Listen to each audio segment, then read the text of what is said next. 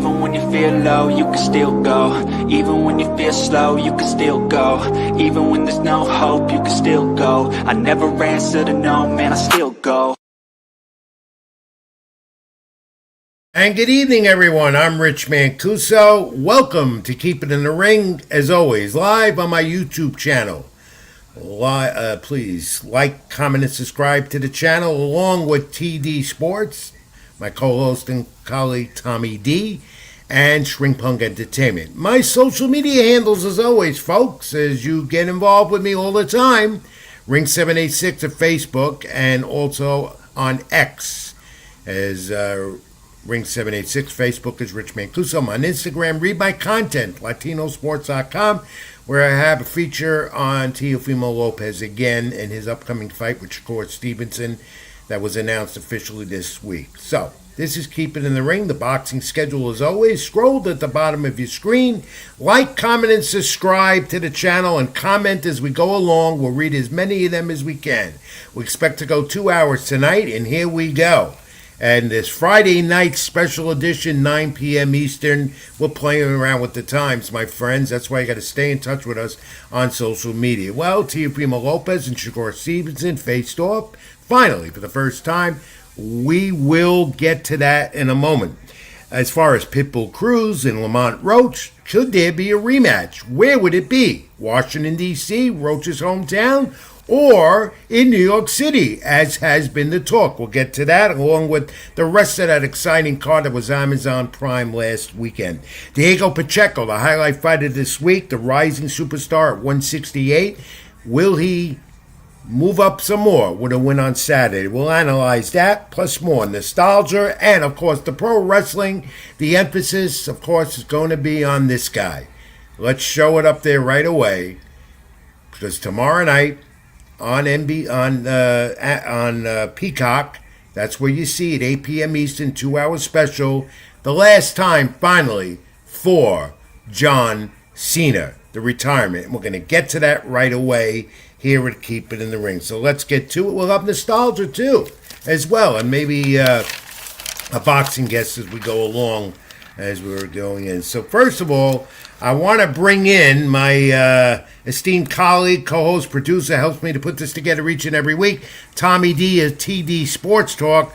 Let's bring in him right away, and we'll discuss this last time now for John Cena. Tomorrow night, Peacock, WWE, and that's from Washington, D.C., where there are expected to be a lot of luminaries in attendance, guys who wrestled over the years with the great John Cena, who is considered by many the greatest of all time. I could dispute that. And also rumors that Vince McMahon will show up. Rumors that even President Donald Trump will be there. I don't know how valid that is. But Randy Orton says he's out of the country. He can't be there. He's in Saudi Arabia pumping up the Royal Rumble for the end of January over there. And but you will see a lot of interesting things at Saturday night's main event on Peacock tomorrow night, highlighting John Cena's final match after an illustrious and great career with the WWE. My friends, John Cena was special. There's no doubt about it. I do recall his first match in WWE down in Atlantic City at the old Trump Plaza Casino. WWE was doing a Monday Night Raw right over there. And Cena was just this average guy going in the ring. Nobody knew who he was. He had the gold chains on him, and he had this colorful outfit, but no one knew who John Cena was. In fact, he got booed when he entered. I'll never forget that, when he entered the ring down there in Trump Plaza in Atlantic City to make his debut in WWE. And then, what did we know then? More and more happened as the days, months, and years progressed. John Cena became a 17-time champion overall in WWE and became one of their legends. In fact, Cena is going to pass the torch tomorrow night. That's what you expect to see. Cena and Gunther, final match. I don't expect Cena to win it. However, he could be the opening match, which can take an entire hour to say farewell. And John Cena reportedly this week, 2 or 3 times on numerous platforms, has stated, this is it. not like others who retire and come back, where we heard that before in boxing. Cena says this is it.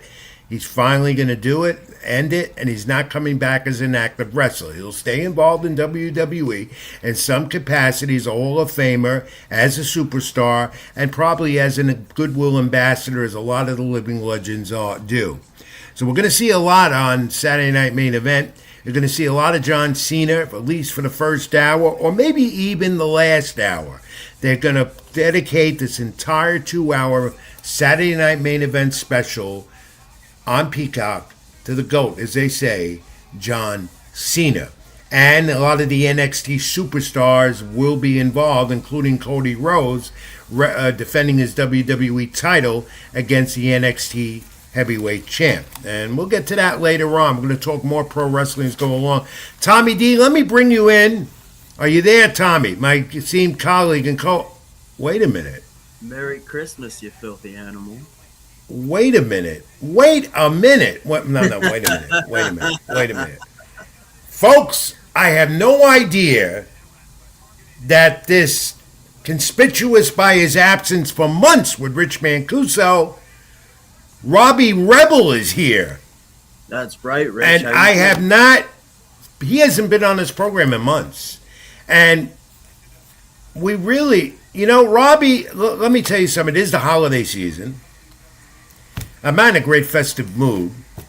But I got to say, this is a festive holiday surprise for me. Wow. We thought we would get you nice and good. It has been a minute, so I thought I'd come and say hi. Wow. Robbie, we are friends. Oh, absolutely. I don't know what separated us from the bunch, but you've been a staple here at Keep It in the Ring from its inception. You disappeared on me. Well, welcome back, my friend. It's good to see you too, Rich. I've been following you on social media. I'm thinking maybe you were either mad at me, Robbie Rebel, with the Rebel Rant, or you're just too busy, because I know that you've been wrestling here, there, and everywhere. I can't keep up with you, but you look fantastic. And I just want you to know right now, even though you didn't buy me dinner, even though you've been away, whatever you've been doing, and I know you've been wrestling a lot, it's so good to see you, my friend. Well, it's a pleasure to see you, Rich. Just a quick flyby. I have been wrestling an insane amount. I started training on Thursday nights, so it's been insanely hard to even get on to Keep It in the Ring, but I do apologize about that. Well, look, things happen, but, you've been conspicuous, as they say in the wrestling business, by your absence. And, I know you haven't been doing other podcasts, YouTube shows, whatever, with anyone else, because you've been so loyal to me with Keep It in the Ring and as a friend. But we got to catch up, and I'm glad you're here. It's so timely as well. I still can't get over that Robbie Rebel's back. You've been a fan. Besides the point, the fans have been asking for you. You've been in demand. Where are you? And I couldn't answer it, but there he is, live in living color. Let me bring in Tommy D, TD Sports Talk, my esteemed co-host and colleague. And Tommy, did you know anything about this? I mean, you handling the controls. This is a pleasant surprise. We thought this would be a great surprise. We needed Robbie Rebel back. People have been asking for him. They love the Rebel Rant. Hopefully we get one today. And I figured it'd be a nice little surprise. The last week we went on Friday, and this week Friday. So I took a shot. I threw up a Hail Mary, and Robbie Rebel picked up and scored a touchdown. He's here today. So you know what? We're going to make the best of it. Well, you know what you did for me? You certainly... I'm surprised I didn't have a heart attack. He had to calmly say, "Oh, he's here. I gotta relax." I want to tell everyone, and Robbie, I got to tell you, I did not expect this. This was not, as they say in wrestling, a part of the script. This totally caught me off. I'm just right back. Look, I'm so glad to have you back, Tommy, thanks for setting this up because This is what they call a swerve, right? Is that what they call it? In this wrestling? is the swerve. Yeah. So Rob, Rebel Rant, as we always give him the time, and I hope he could become a regular again, if not every week, from time to time, upon his availability, because I know he's always been on my case about getting to bed early. He's an early riser, not like me. So we'll work this out. I'm sure we will as we move on into the new year. Because of that early rising, I did win Driver of the Year on my other job. Yeah, congratulations. I did see that on social media. That's good. And I have been in the car with him, except on the GW Bridge and everywhere else, or on the tunnels or whatever. I've traveled with him a little bit, so I know how good of a driver he is and how patient he is with traffic. I know that. I could never do that, but he is. So congratulations on that great award. You deserve it. Now, quickly, before we go into John Cena, Robbie, update us. Where you been? What are you doing? What do you got coming up? Okay, so I've been working at this place that I have been talking about. I finally made my full-on debut at this place called NYWC, New York Wrestling Connection. You can check them out on Facebook, and they also have their own website. On my debut, I actually joined a team. It's called Disobey, and we became the Trios champions the first night we actually came out. So congratulations! Thank you. So since we last talked, you've really picked it up and you're becoming right now an independent wrestling star with other goals. You always express that interest, but you seem to be really, really progressing with your wrestling career at this point. I mean, there's been hiccups here and there. Obviously, there always is going to be, but just joining that place alone, it makes me understand in which locker rooms I really want to be in. There's so much toxicity within the independent wrestling business, but the fact that I'm in a place where I can literally call home now, and I feel wanted, I feel accepted, I feel part of everything. If I throw out an idea, there's reasoning why it's either said, no, we can't do that, or, you know what, let's try that and amp it up to 11. Plus, and to go back to you saying that I haven't been around, I mean, just like Cornette says, how could you miss me if I don't go away? Right. The fact is that it's a grueling schedule because you work a 9 to 5 as well. It's not 9 to 5; it's even earlier than that. And in between, you do your training, and you have a fiance who looks after you. You're going to be married in the new year, and it's rigorous. It's got to be. It's got to be a demanding schedule. So whatever you do is an accomplishment on your part. Congratulations. I'm being very nice to you. I am not going to lambaste you. It's the holiday season. It's the holiday season. No, that's not it, because Rich Mancuso can be a Grinch. People know that. That's not it. It's just so good to see you. But Tommy, let's talk to Robbie, because he's in on the wrestling business more than you or I. He grew up, I'm sure, watching John Cena. I saw his first match. I still continually follow him. Robbie, what are your impressions on, and give you an opinion on the career of the great John Cena? What are your thoughts as he goes into his final match tomorrow night on Saturday Night Main Event? So when I first saw John Cena, it was with that whole rapping thing, and obviously I'm a rocker, so I hated it. And I know you were supposed to hate it, but I hated it on a completely different level, because I thought it was very corny. I thought that that he's just gonna be here today, gone tomorrow type deal. But as I got older and saw how much work this man has put in.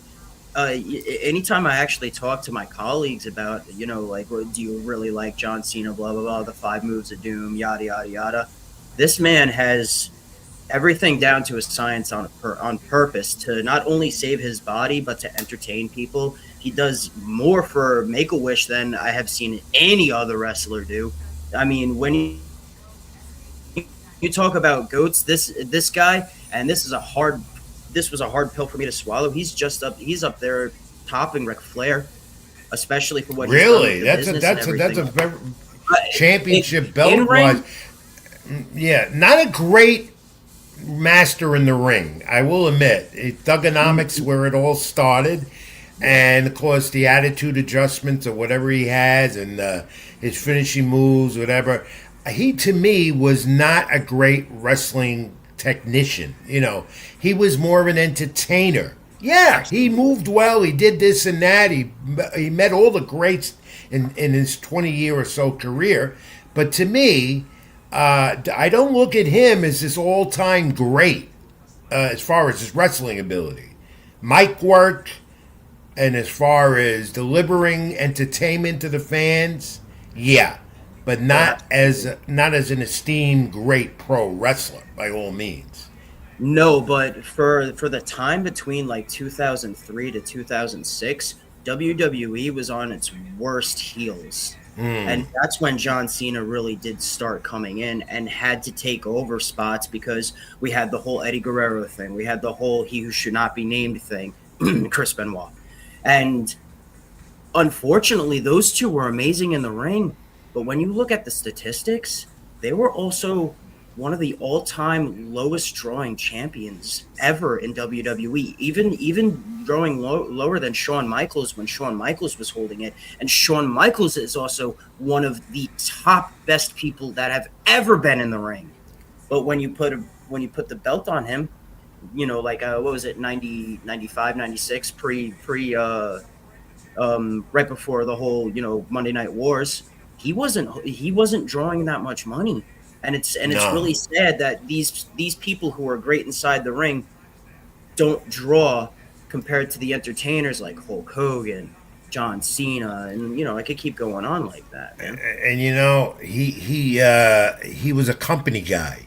He went along with the plan all the time, and well respected all the time. We're not giving a memorial about him. He's alive and well, and will continue to live a long, prosperous life. Robbie, he was a company man. He did what they told him to do. He interjected a bit, but never really went against what he had to do, except towards the end here this year or so, in the last year, that heel turn, which didn't work out very well, did it? I was enjoying the attitude that he was giving for a minute, but I mean, everyone knew he's on his last legs, so they're going to love him. That's just it. When you grow up with something, your love for whatever it is, just the nostalgia factor alone makes you love it. I mean, growing up, I watched some pretty rough cartoons growing up, but I could still put it on and just be like, oh, I remember those times. And it makes me go into a state of bliss. I mean, everything in the entertainment business now is all about nostalgia. It's all been nostalgia baiting, especially in the past 5 to 10 years, especially. Yeah, this is Robbie Rebel, folks. He's back with the program on Keep It in the Ring. We're discussing the final match, the final time for John Cena on Peacock, 8 p.m. Eastern tomorrow night. By the way, and this was John Cena's idea, the whole year of the retirement tour that ends tomorrow night. He wanted to propel and pass the torch to the young guys coming up in the ranks. And that'll be a major part of Saturday Night Main Event tomorrow night, with the exception of Cody Rhodes, who'll be defending his championship against the NXT champ Oba Femi. Oba Femi's the new guy. Cena wanted that. And Bayley and Sol Ruker. And the tag team titles are up for grabs. Dragon Lee and AJ Styles against Javon Evans and the TNA champ Leon Slater. So that was all John Cena's idea, which goes to show you how much he thinks about the young talent coming up, and did not want to make this all about him. Oh, that's pretty cool. I didn't know that. That's pretty cool. What's really funny is that me and Tom were talking, and I was just like, "Oh yeah, who's Cena working?" But everything you just talked about, I knew he had a interview on like a big news station. He was talking about how he wanted to just make it all about younger talent that whole night. So I did see that. I just didn't know that he was going to be working Gunther. Yeah. Gunther is obviously the plan originally was that Cena would still have the Intercontinental title, and he was going to take that from Cena tomorrow night. But of course, that all changed, and Gunther was the appropriate opponent because Gunther liked the idea, and Cena wanted him to be the final opponent. There were so many names that were thrown around. This was all Cena's idea. Triple H and him, they worked on it for an entire year, which culminates tomorrow night, which I think is fantastic. Robbie, do you have one particular match or two that stands out in the career of that man, John Cena, that you can recall? It's not necessarily matches. It's mostly moments, especially when he first came out with the camo pants and started doing the salute and everything. It's when I look at matches, I don't really put John Cena on the forefront right there. No. However, like there was moments like when he put Edge and the Big Show right up on his shoulders. I mean, that's minimal 700 pounds. Right, remember that. Minimal. Yeah. Yeah. I've seen him work, Taker, working other guys that are complete legends. I'm pretty sure he had run with JBL, right?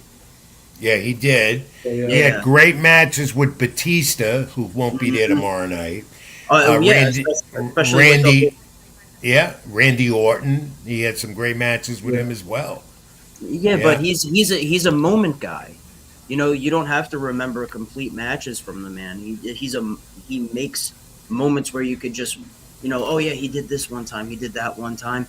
That's I think will always stand out much more because you could have, Macho Man Ricky Steamboat every year, but if there's not a moment in that match, it will not stick, especially to the casual fan and the family. Gad, Tom, you have questions for the Rebel Rant, Robbie I was Rebel? going to mention one of the moments that, like, his feud with Edge was really great, and one of the good moments that was part of that feud was, even though he lost, was he's been a face pretty much his whole career, except the very beginning with the Thug Life. I think he started out heel, and then he turned face because the fans started liking him. But when they did Extreme Rules, when Van Dam came and won the title, I thought that was pretty cool. When he came out, the fans started booing him. He kept taking his shirt, throwing it to the crowd, and they kept throwing it back. I thought that was one of the bright spots. I mean, John Cena's a good sport, and he put RVD over in that match, and he put the crowd over. He kept throwing it like that. That moment alone with the intro and him throwing his shirt and the crowd throwing back. I mean, it brought back times from when I used to go to ECW events in Philadelphia. So, to me, that's one that sticks out for me. Yeah. John Cena. And Edge came in and interfered in that match. So. And the "You Can't See Me" became so popular with that finishing move, and "You Can't See Me," and the fans expected that to happen to finish a match. You can't see me. Yeah. I think, Robbie, you could attest to that. Every wrestler has a finish and a final finish that's memorable, and "You Can't See Me" is very memorable. Oh, the whole 5-knuckle shuffle thing. It's also like a nod to The Rock. Like, if you really think about it, or Road Dogg Jesse James. Like, he would run off the ropes. He would do like the little shake, rattle, and roll thing. Drop the forearm. The Rock had the elbow. He saw what works and just kept with that, and he made it his own. Yeah, that's why he will be a legend. Guys, let me guys, you're talking about legends. Where do you rank him among Hogan, The Rock, Steve Austin? I mean, those are the big names, really in this generational period. Where do you rank him among those names? It's tough. I would have to. You go first, Tom. Go ahead. Okay, I say I would have to rank him somewhere top 10. I just don't know where. But think about this. Like, I mean, obviously, we don't really have, we have AEW, we have TNA and other federations, other organizations. And before we had WCW and WWE. Think about John Cena's been with one company his whole career, 25 years. So I think that's pretty special. That's what he said. Loyalty, respect. That comes into the loyalty part, right? Good point. So definitely somewhere in the top 10, because even though I wasn't a John Cena fan, I like to root against him, and he was good in the mic. He was entertaining, so you still paid a ticket to go see him in some type of way, so it's somewhere in the top 10. Robbie, was there any one move or one thing he did that you might have thought of also carrying over in your repertoire in the ring? Not that wrestlers like to emulate others, but was this something that inspired you about him? Actually, there is something there is something that I do. So when I was a babyface, right after what we call a double down, you would have your fire up for the babyface so that you start cheering on him, right? So mine would be I would go clothesline, and then I would pick someone up, but it wouldn't be technically on the shoulders just because I was a little bit smaller, a little bit also chubbier at the time. I would pick them up and then end up kind of like a body slam version of the attitude adjustment, and then I would go right on the rope, second rope like Bret Hart, and drop the forearm from the second rope. Another legend that could I put would in set that up list. my finish after that. Yeah, and the thing is that all those guys you mentioned, that I mentioned, you just mentioned Bret Hart, he knew them all. They all respected him. He respected them even more because of his loyalty and dedication, and also he knew what they did for the business. He knew what they did for WWE. And I've Vince never heard Bret McMahon. Hart say a bad thing about John Cena. No, you never really heard. Not one person that I've confronted in the wrestling industry that when I was around working in the industry more, when he made his debut and so forth, and later on, I keep in touch with people in the industry. I haven't heard one bad thing about this guy, one bad thing at all. And then he got his father involved in the act too, who'll be there tomorrow night in Washington D.C. An incredible person with a lot of talent. Again, not the greatest technical guy you would see in a wrestling ring, but great mic work, great entertainer. The fans loved him, and it's all coming to an end. He says tomorrow night, Saturday main event against Gunther. Any predictions how that final match will go? Both of you guys. He's going on his back. I feel like he's gonna. I just don't see how they could do that to him, but I don't think he cares and minds putting Gunther over. But I don't know. It's tough. I mean, you would like to see him go away with a win. If he says that he wants to put the younger talent over like he does, Yeah, he will go out on his back, because even the Undertaker has said you always go out on your back. That's another guy. If he doesn't go out on his back, it's a little bit of a smoke and mirror thing. Yeah. No. He gets pinned, or does he tap out? Does he give up? Yeah, that's the question. Is he going to get pinned or tap out by Gunther? Pinned. Gunther put him in the lock. Pin. Okay. He'll get pinned.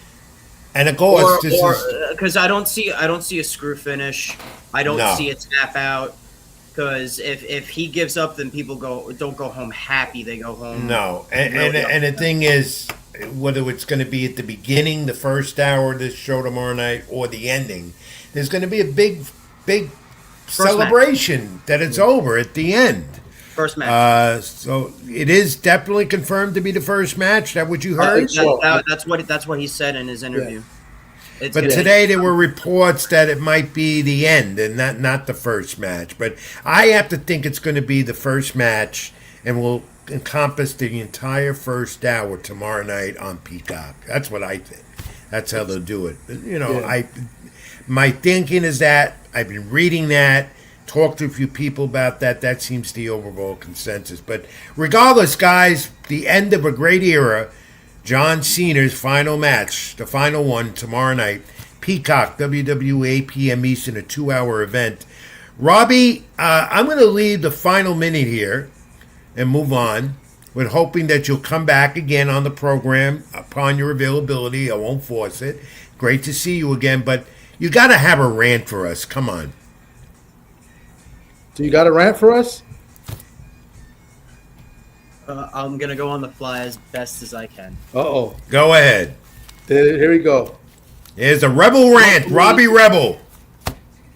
Welcome, ladies and gentlemen, and this is the Rebel Rant, brought to you by Keep It in the Ring. Just before we start, I want to let you know that everything that I say, do, or, kind of talk about a little bit, does not represent Mr. Tom, Mr. Rich Mancuso, or Keep It in the Ring yourself. This is the part of the show where we ponder and pontificate the problematic problems of professional wrestling today, and I'm going to go straight into the indies. And the first thing that I want to talk about, and probably the only thing that I'm going to talk about, is how you Go around to other wrestling schools, and if you own one, you are just picking up the students and going very underhandedly. This is something that is a no-go. This is something that you should let them decide what they want to do, not being double underhanded. Let's face facts. All these promoters and people who run wrestling schools, most of them have no contacts.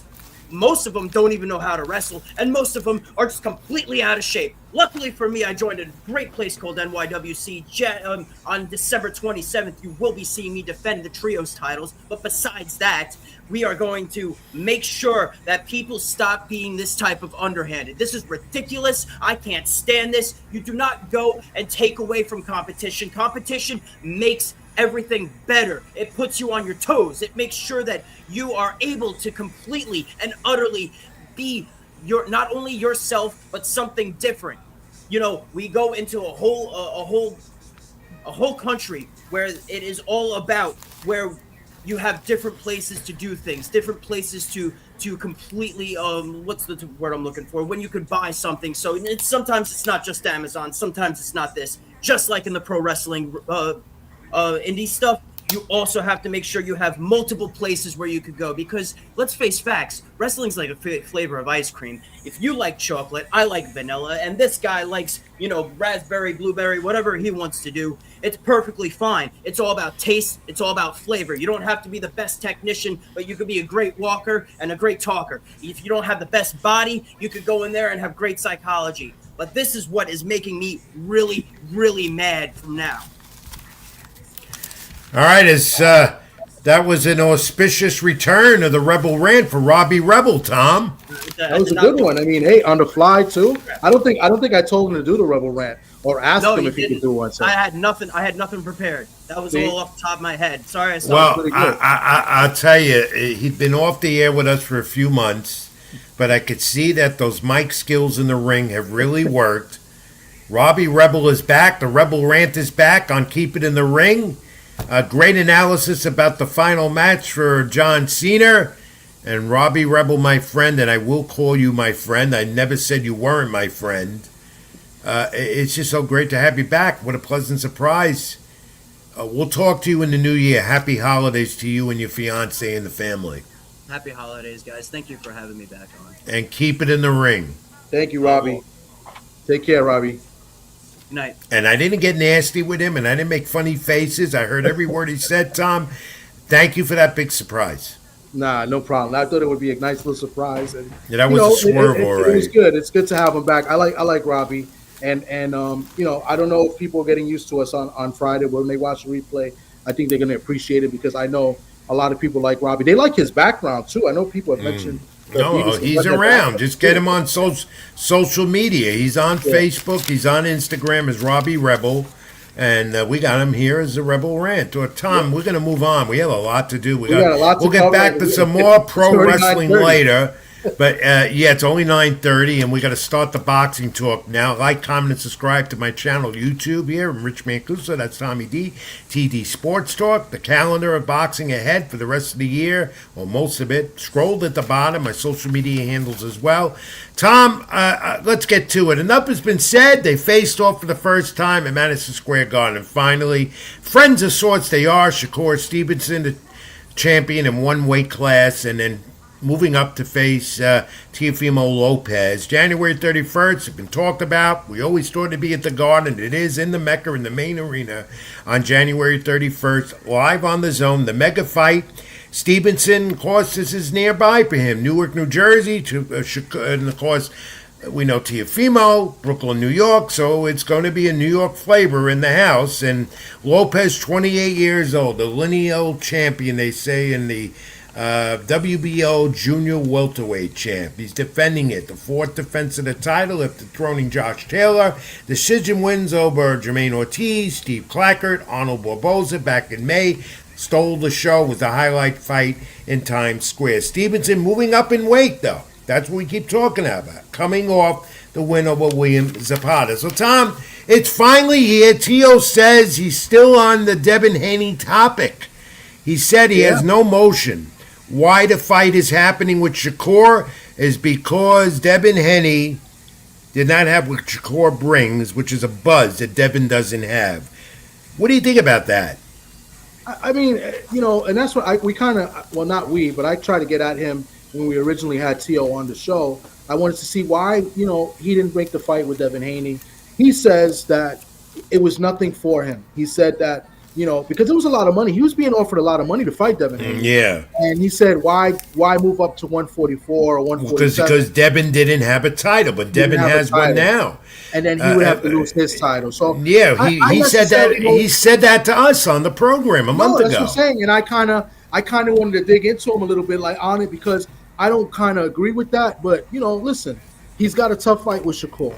I don't agree with it because I feel like, listen, when are you going to make money like that again in a big fight like that, an opportunity against one of the greats right now in boxing? But now he's in a fight with another great. He's going to be in there with Shakur. Some people don't give him a chance. Some people are saying 50-50. He's the underdog. He's the underdog. In this fight. Yeah, he's underdog. And listen, you just mentioned it. Tio had a great performance, probably the best performance of the night back in Times Square. But he was fighting a guy, Arnold Barboza, that I thought was very limited. And Tio fights in spurts. Sometimes he's up, sometimes he's down. He can't do that with Shakur. So it's going to be a tough fight for him. I do give him a chance, but it's a slight chance. You know what I'm saying? I'm not gonna say anything bad and say slim and none and out of town. I'm not gonna. I will tell you this, and Tio and I have been texting back and forth the last few days. He in my column about Teofimo Lopez and his fight overall, posted right now on LatinoSports.com. I encourage everyone to read it. Tom, one thing I saw when Teofimo was a more complacent Tio. He was, in no extravagant attire, going up to the podium, trading the fists as he always does, pleasantly talking. Not that he's not pleasant, he is. But I sensed more focus in him. And he said Shakur is not as superior to his other opponents as his other opponents have been, obviously referring to Taylor and Lomachenko and so forth. He said there's no friends in boxing, and these two are obviously friends out of the top-ranked boxing stable at one point. And then Shakur came back and said he's referring to Lopez wins versus Loma and Josh Taylor. But he said they weren't as superior, also as opponents, that he would be. I found that to be a little interesting, but most of all, I just saw a different Teofimo Lopez at that press conference in New York on Tuesday or Wednesday. I think you saw a different Tio because he didn't really come out with and say anything really crazy and come in any weird costumes and stuff like that. But he no vocal language. He seemed like a lot of awkward comments, though. He was having fun, though. He was having fun, different type of fun. And I noticed he was focused. His father, of course, Tio Sr., once again, was the loud one. And I have respect for him as well. But, father-son combinations of boxing, that's what they tend to always do. But, Tom, we got a lot of time to dissect this. That fight, believe it or not, was maybe 6 weeks away in New York. Glad it's in New York. That's where it belonged. That's what it comes down to. And it's going to be the mega fight, the top one beginning in the new year in boxing. And it was a hyped, anticipated Matchroom Boxing. Got the bid for it. They're doing it on the Zone, January 31st. So let's move our attention briefly what we saw over the weekend in Texas. We saw a great Amazon Prime pay-per-view and pay-per-view.com. And that guy, Lamont Roach Jr., joins now with two consecutive draws. And he joins an elite group of company that did the same thing. Mario Barrios, Orlando Salido, Jesse Vargas, Cruz, and Roach. A draw. A rematch, obviously, both of them would look for. Roach wants it in his hometown of Washington, D.C., and Cruz, what did Cruz say? He wanted it in New York City, possibly. I didn't know that. He said that. Yeah. And, of course, Lamont Roach, broken hand in the fight, busted lip. The two of them had ultra respect for each other. A fight, though, at 140 for the first time for Roach. He overcome the third down knockdown. 115-111. Here's the dispute. Let's go to those scorecards. You have them up? Yep. Here it is. 115-111. 113 twice. This in San Antonio. Roach obviously had more jabs, shoulder punch stats, the power shots, and Cruz retained his title with this draw. Look, when you look at these punch stats, Roach drew more punches and more power. 28% to 17 in jabs, he outdid him, Cruz. And yet one judge gave Cruz the last 3 rounds. Insane. Right. Insane. There's no way he won the last 3 rounds. Or the last 4 rounds. Yeah, the last 4. Wow, the last 4 rounds. That's crazy. In the last 4 rounds, I think I gave Cruz 1 of those 4 rounds. But since the 6th round, Roach won every single round, including the 6th, to me, except maybe one was close. I think it was like the 9th or 10th. But that fight, to me, it was entertaining. I thought Roach made it a little bit more difficult than he had to. But listen, Roach did something that I didn't see anybody do, including Tank Davis. He hurt Pitbull Cruz to the fact that Pitbull Cruz was running. I don't care if people say he was boxing, whatever. No, Pitbull Cruz was running, and of course led to some dirty tactics as well. He got a point deducted. I thought he should have got a couple points deducted. Very dirty in the fight. Was very frustrated. Like I said, Roach made it a little bit more difficult than he had to. If he would have boxed, he would have beat him clean. But I think he wanted to make a statement. And listen, in my opinion, he made that statement because I've never seen Cruz hurt. And Cruz has a good game face, but with him running around the ring the way he did, he was definitely hurt. You know, he wasn't able to throw his power. He's known for his power, Pitbull Cruz, and he wasn't able to do that. Lamont Roach wouldn't enable him to do that as well. Reflected in the punch stats, of course. I did not see this as a draw. I thought Lamont Roach won the fight. I agree.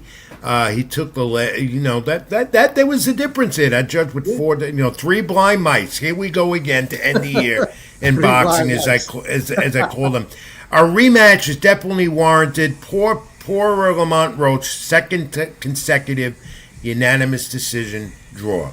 And another gift decision for Pitbull Cruz. I've seen this again. Yeah. I mean, he fought Cabrera. I want to see it again. I think we will see it again. And I think it'll end up in New York. It's a New York type of fight. That's what I think is going to happen. I would like to see it because I'll be there if it's in New York. Yeah. I think Roach makes it a lot easier this time. Controversy in boxing, as always. And it's Arasande Lara, oldest champ in boxing, 42-year-old Cuban. Knocked down in the first round. Lara gets the unanimous decision, a dull fight overall. The replacement, Gohan Gonzalez, gave him, gave an effort, but didn't give a championship effort. And retaining the WBA middleweight title, with now options more for Lara. It goes to 32-3 with 19 knockouts. And after briefly, your thoughts on Lara, Tom, real brief.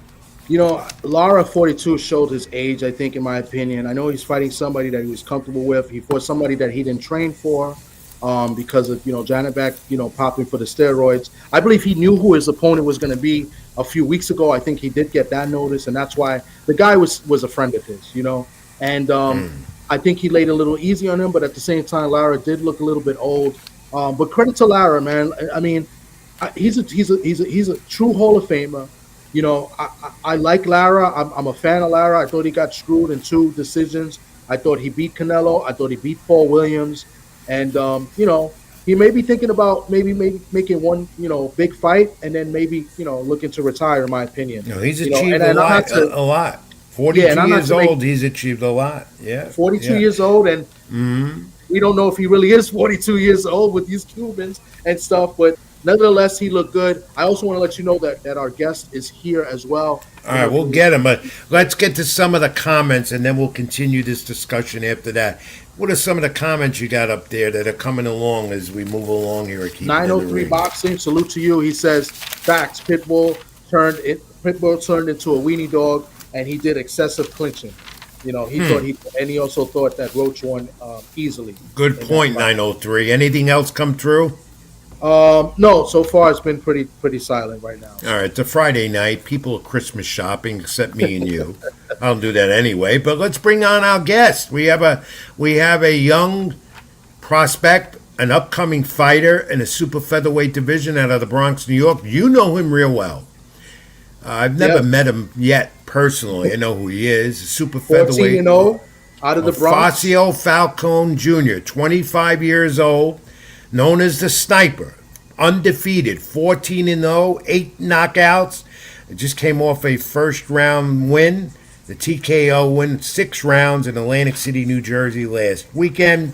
Fights out of the orthodox style.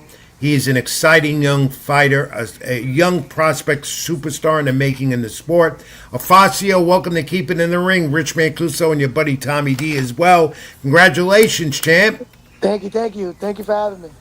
Oh, It's a Fassi, how pleasure you being do? How here, you man. do it? Is it like that? Like Yeah, how you you pull do it out. it? You gotta pull it out through your Oh, back. I gotta pull it out. Pause, Yeah, you and got it. then What do I got to do? You gotta grab it from here Yeah. and pull it out like a sniper.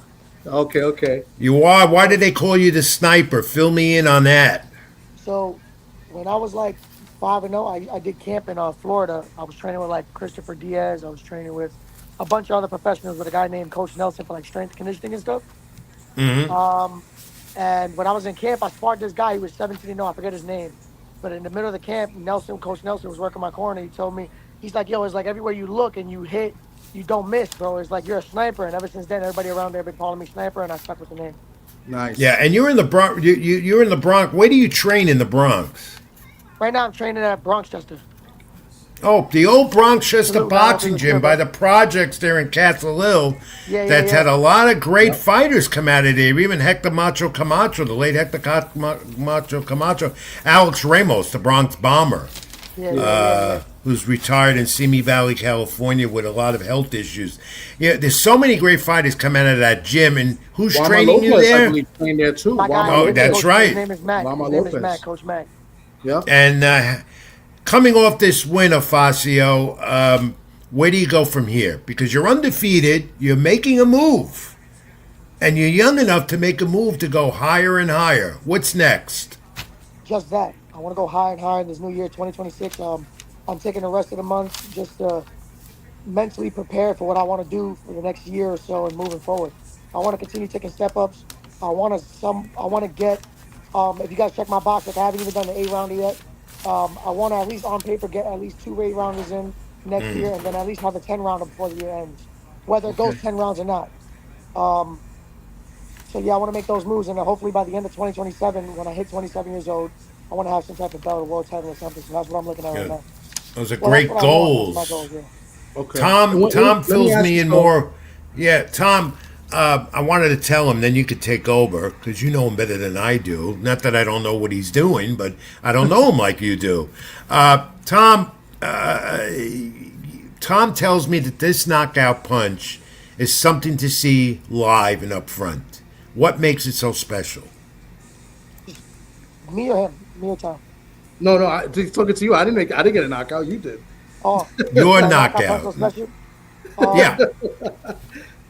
I feel like it's just how I get them. I'm not forcing it. I look like a true professional in there. I'm not just going in there throwing a bunch of random shots. I'm setting up my shots. I'm picking my shots, and they're landing clean. You'll see why they call me the sniper if you come live. Yeah, obviously from these images from the fight, and you're an exciting fighter that the fans get into.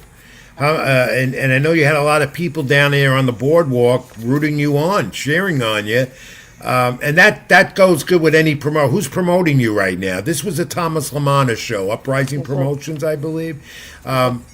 Yeah, do you have a sole promoter, or do you intend to go somewhere bigger? Um, right now, I'm 14-0. No, I don't have a promoter. Right now, I'm at the point of my career that I'm able to just to continue moving, stay on the move, and just jumping from promoter to promoter. I know eventually, if I want to hit for one of these belts or something, I'm gonna have to settle down somewhere. But I feel like I'm bigger than just one of those small promoters. I want to go where I get the publicity, I get the fans around me. I feel like I put on the best performances when I have a lot of people in the crowd, and I feel like this new year, I just want to take those leaps, take the right steps to getting towards those titles. So I feel like a Matchroom, a Top Rank, or one of them sort of promotions that could get me in line for one of those things would be my next move, God willing, in the near future.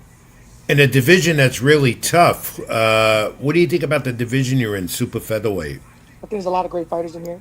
I think by the time it's time for me to take one of those belts, I feel like the division will kind of like clear up. And a lot of people are moving up and down I'm here to stay. Whether the weight class gets hard or not, I'm very disciplined. I think Tom can tell you himself. Like I'm always in the gym. Hmm. Um, I'm very disciplined. I continue to make 130, and I can't leave 130 without making a statement and taking some type of belt or something. So maybe by 2027, at the end of the year, a belt will go vacant like the one belt just recently did. And if not, then I guess I have to go take it from somebody then. But we'll see how it looks, how the division looks by the time I get when it's my turn. All right, Tom, go ahead. Talk to your champ there, OFACIO Yeah. Falcon Jr. And where you from? Where are you from as far as your Latino heritage? I'm Puerto Rican. My father's Puerto Rican. My mom's Dominican. Okay. Okay. So unfortunately, I wasn't able to make this fight. Usually, I'm at Alfonso's fights. How was the Yeah, you broke crowd my as heart. far? What was that? You broke my heart, man. How was the crowd? Because usually, you're under big main events and big cards here in the city, and sometimes when people come to fights out here in the city, or in any fights, the crowd doesn't come until like the middle of the cards or the towards the end. But when you're on the card, there's a big crowd that comes see you. So I just how was it? Was there a lot of people to go see you in Yo, AC? yo, bro. Ironically, bro, they gave me like, I think it was like 150 tickets. Yeah. Bro, I sold out. Like it was just like gone before fight week. And then Wow. people were Nice. demanding tickets, and I just had people going to buy at the door because I really didn't want to deal with it. Yeah. Um, but bro, ironically, bro, I'm not even from New Jersey, but a lot of people came from the Bronx, New Jersey, and all over just to come and support. And shout out to them because I appreciate everybody that came. So it was a sold out crowd, bro. I'm not So that's complaining that's a that you're good from thing. the. I'm not. He's Yeah. from a championship borough, and a lot of Yeah. I got a fighters from. question. I got a Yeah, question. Who was the last world champion from the Bronx? the last world champion from the Bronx. That's a good question, and I should Iran know Barkley? that. Was it? Was it Iran? Iran, no, not recent, not recent. Though you talk about a great Hall of Fame, he's a Hall of Famer from the Bronx. Um, I gotta Somebody look after that up. Iran? I can't think honestly. Exactly. So what I'm Yeah. trying to say is that I feel like everybody from the Bronx or around any type of the area should be supporting a young fighter like me Yes. because I am and will be that next guy. I feel like there's fighters in Newark, there's fighters in Philly, there's fighters in and uh their city backs them. I feel like the Bronx, a lot of people don't back each other over here, bro. And I feel Yeah. like No, there you're is no right. fighter, And there is no fighter from the Bronx doing what I'm doing now. no, Um, we I of a recent time now, Falcio. I can't think of someone currently who's last champion. I mean, we've had Barkley, we've had Louis DeVal. Lou Del Val, but Like I don't think he won a title. he did. He was a, he He won did one of win a those an useful alphabet titles, right? soup, whatever it Yeah. was. He was in there, but really, the one that comes to mind is Iran Barkley. But that's a Yeah. very good point. So I you're will New say York eyeing, that. City, New I York won't, I City won't itself has had a lot of champions, but the yeah, Bronx, if Brooklyn. people don't Brooklyn's been understand, one. yeah, Yeah, the Brooklyn's Bronx Yeah, is the very, smallest yeah. borough. Out of all I feel five like boroughs, the Bronx is the smallest one. I feel yeah. like if the promoters are looking for something marketable, someone young, someone with a lot of talent, bro. Besides, you said I was orthodox earlier. I also fight southpaw. I can fight from both stances. Wow, that's Um, not easy to do. That's an absolutely not. adjustment, and I you're have able to do that well. absolutely have great Yeah. IQ. And besides that, I have power. So it's like, and then you got to fight it from the Bronx. That a lot of promoters don't have any Bronx fighters to promote. I feel like, come on, bro. It's like, what is there to look for? I have a Yeah. perfect record. It's not like I'm just fighting randoms. If anything, the guy just fought my last fight fought Christopher Diaz, and he fought a guy named I think the guy fought Gabriel Flores and beat him. Hmm. I forget his name, Well, but if he took his box right, he went yeah. 7 rounds with him, and I stopped him in the first round. Yeah. So Facio, what do you think about the sport right now? You're a young guy who's making a move in the ranks. I ask every fighter who comes on this program, every fighter I talk to, is this sport in good position? Is it healthy? yes and no. It's in good position for those who are in position to, as far as fighters to who are signed or have a great backing behind them. They're in a good position with them because they got a guy like Turkey who's going to bring that big money and pay those guys what they deserve. I feel like for fighters like me who have talent and are not signed, it's kind of hard because promoters aren't looking to sign new guys. They're just banking off of what they have already. Or if they are signing somebody, they're signing someone who has a big backing or something like that. So, yes and no, yes and no. Hmm. Do you agree with the Turk guy and Dana White are doing with the new league, one champion, and trying to overturn the great Muhammad Ali Act that helps fighters like you and protects you? As far as the Muhammad Ali act, I don't agree with that. Something just to put out there. I actually did sign a contract with Zuffa Boxing and TKO Boxing League. Yeah. I was gonna do it. I was gonna drop to 126, but my last fight, I decided that I can't make 126 because 130 wasn't the easiest thing to do either.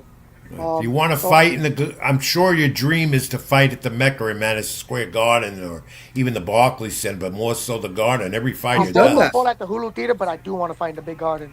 Right, right, You in want to the know one main of my real arena. dreams, bro? You want to know one of my real dreams, bro? And I feel like Turkey can make that happen. The thing is, I just don't want to say it, and then they do it, and I'm not on that card. I'm gonna be pissed off, man. But Yeah, anyways, I'm gonna and say it because I'm gonna tell you guys. So I want you, to s- fight the last fighter to fight at Yankee Stadium. I'm gonna ask you that question. Who was it? It Main was event. Cotto. Cotto and that was Cotto and Yuri Foreman. Yuri His Foreman. last world title event, he fought for a world title there at Yankee And Stadium. The Foreman first broke fighter. his knee. Foreman broke his knee. That was the Yep. first year new Yankee Stadium opened. Man, Of that's in course, the Bronx, bro. That's something that I want to bring. If I have a choice to fight for my first world title somewhere, it will be at Yankee Stadium. well, I'll tell you right now, that's not going to happen. Not because of you, because I'm on the baseball beat a lot, and Oh man, Tom will tell you that. I know the Yankees do not have any future plan to stage another pro boxing event at that stadium. They I'm gonna have felt to that meet somebody. We're gonna have to change that, man. well, maybe we'll bring it up. I'll tell you Bring what it we're up. going to do, Tom, during the summer baseball season, new one. I'm going to bring him to the ballpark. You come along, introduce him to some of the officials, and see if we can get that going. Because Yeah, he's absolutely right. There's let's do such it. an I feel illustrious, like that'd great be big, history man. boxing at Yankee Stadium. Joe Louis fought there. Jake LaMotta. I mean, it's just I'm got not the asking to history. fight there every fight. I'm just asking for one opportunity One big to be the event and next you Puerto can Rican fighter. highlight it or co-main, That's it. whatever it be. Yeah, we got to get that going, Tom. Let's keep So in I can touch on become a that with world champion in OFACIO. the Bronx. In the He's Bronx. got Yeah. it. In the He's Bronx. got it. No, he definitely does. Listen, Yeah. there's a few fighters out here in the Bronx that are pretty solid, but Ofacio is very, very talented. And now he's starting to show his power a little bit in his last couple fights. But you want to talk about boxing? I mean, last week we saw somebody in his division, move up and just completely wash another great boxer. We're going to talk about it later. When Oshaki Foster and Cool Boy, Ofacio is it can do that and more. Yeah. So he can switch sides, he can box, he has great jab, great footwork. I mean, Ofacio is just Well, a you know fantastic boxer. what, Tom? From what I see in OFACIO, I'm going to tell you up front here, me and you as well. You're different than a lot of other fighters. You're different. You have your own style and a very good style that can appeal to the fans, and that's what boxing needs. Fighters like you. Thank you. Thank you. I appreciate that. I just wish, hopefully, God willing, the new year, I get more of an opportunity to show more of what I have. I remember years ago when I was knocking people out. Of course, they weren't the best opponents at the time. I was early in my career, 4-5-0. And then when Top Rank started presenting me better opponents, I wanted to show them that I can box instead of just always just going forward and punching guys. And then the year recently, I didn't fight for this entire year. And then my last two fights, I decided just to go back to who I am, showing that I have this punching power, showing that I have although I have great defense and great boxing ability, when that fighter takes, when there's a better fighter in front of me, I'll make sure that I display that. But right now, I'm going in there and I'm not playing games no more. Okay, so we're going to look forward to seeing you in the ring soon again in the new year. You like to fight maybe 3-4 times a year or 3 times? What's your preference? Absolutely, absolutely. I want to fight 3 or 4 times a year. Recently, I wasn't able to fight as many times as I wanted to, but this new year, I promise I will be in the ring 3 times. I guarantee you guys that at least 3 times, and I'm trying to Well, fight at least that's how you once a make it year. up the ranks. That's how you do it. OFACIO Falcon Jr. from the Bronx, 25-year-old, undefeated. He's got a great future ahead of him. 14-08 knockouts, super featherweight, a tough division, but he's got it. Tom, I'm going to let him do the fact of the week with you. How's that? You ready, OFACIO? Yes, sir. Let's do it. He It's knows not boxing. trivia. It's not trivia. It's always a fact of the week. I give you something. You got to try and come up with it. Here we go. You ready? Here we go. Yeah. Okay, guys. Another boxing family question. I gave this one to Tom last week. I'm going to do it again because he loved it so much. 2 heavyweight boxing families of champions and winning records. I'll give you one of them. We're going back. The Quarries. Jerry, Mike, and Bobby combined 124 wins, 34 losses, 12 draws. Can you give me another boxing family of heavyweights that had combined 111 wins, 28 losses, and 4 draws? Heavyweight brothers. Well, Not the right now. it's not the Klitschko's because they didn't win that no, much. no. So we had How the you forgot Quarries. answer, It's not. man? He said you did this last week. Say it again. You forgot the answer. I thought you did this last week.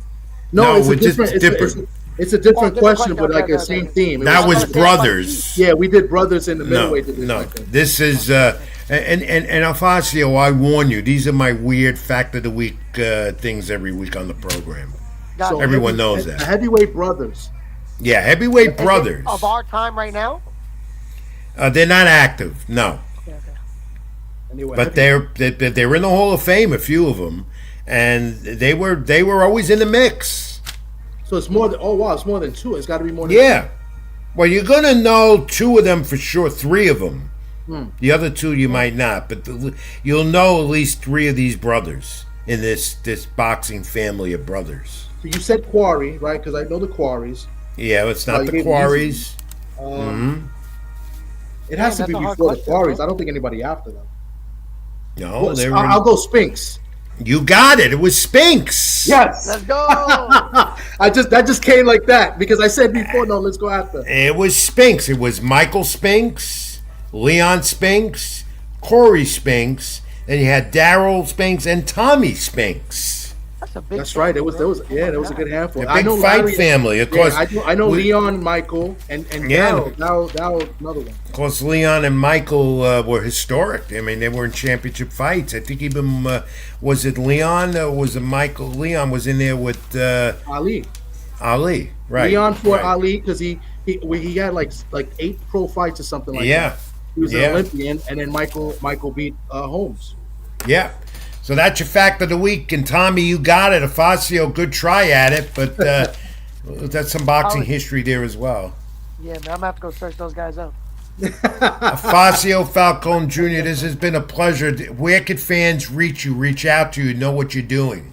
Everybody can reach me at OFACIO FALCON Jr. on all platforms, and I post dailies on there, so on Instagram. All right, Tommy D is going to give you my contact info, and I'm going to come see you at Bronxchester. I'm down at Kips Bay a lot, the boys club for baseball stuff. I'll come over and see you and know that you're there. All Copy right? that. I appreciate you. All right, Afacio, keep it in the ring, my friend. Continued success. Happy wait. holidays to you and the family, and keep it in the ring. We'll talk soon, all right? God bless you guys. I appreciate All right, you. bro, we'll talk. Thank you. Later, All guys. right. Tom, thanks for lining that up as well. That's why you're my colleague, friend, producer. You did a good job tonight. Such the first hour surprised me with Robbie Rebel and the Rebel Rant. But we're going to take a quick time out. We need the break. We got to get some sponsors in, and when we come back, we'll resume the boxing discussion because there's a lot of that. And move into more pro wrestling, the nostalgia, and everything else. Rich Mancuso live on my YouTube channel. Like, comment, and subscribe.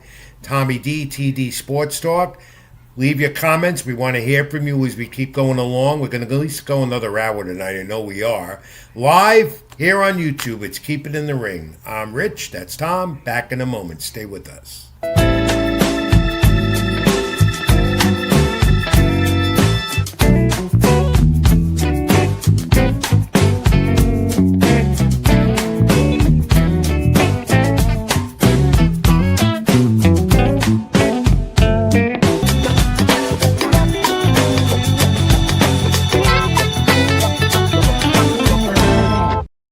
Petwell Clinic was built with busy pet parents like you in mind, providing walk-in preventative vet care, treatment for minor ailments, and chronic condition management. You remain with your pet throughout their visit, and all charges are clearly explained, so there are no surprises at checkout.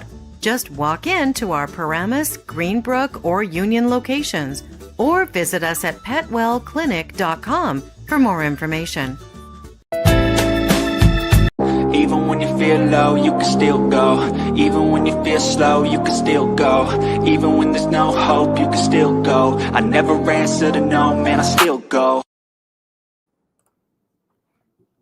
Last time now, for John Cena, it's discussed in the first hour. We've had a great first hour, Tom. A lot of with OFACIO FALCON Jr.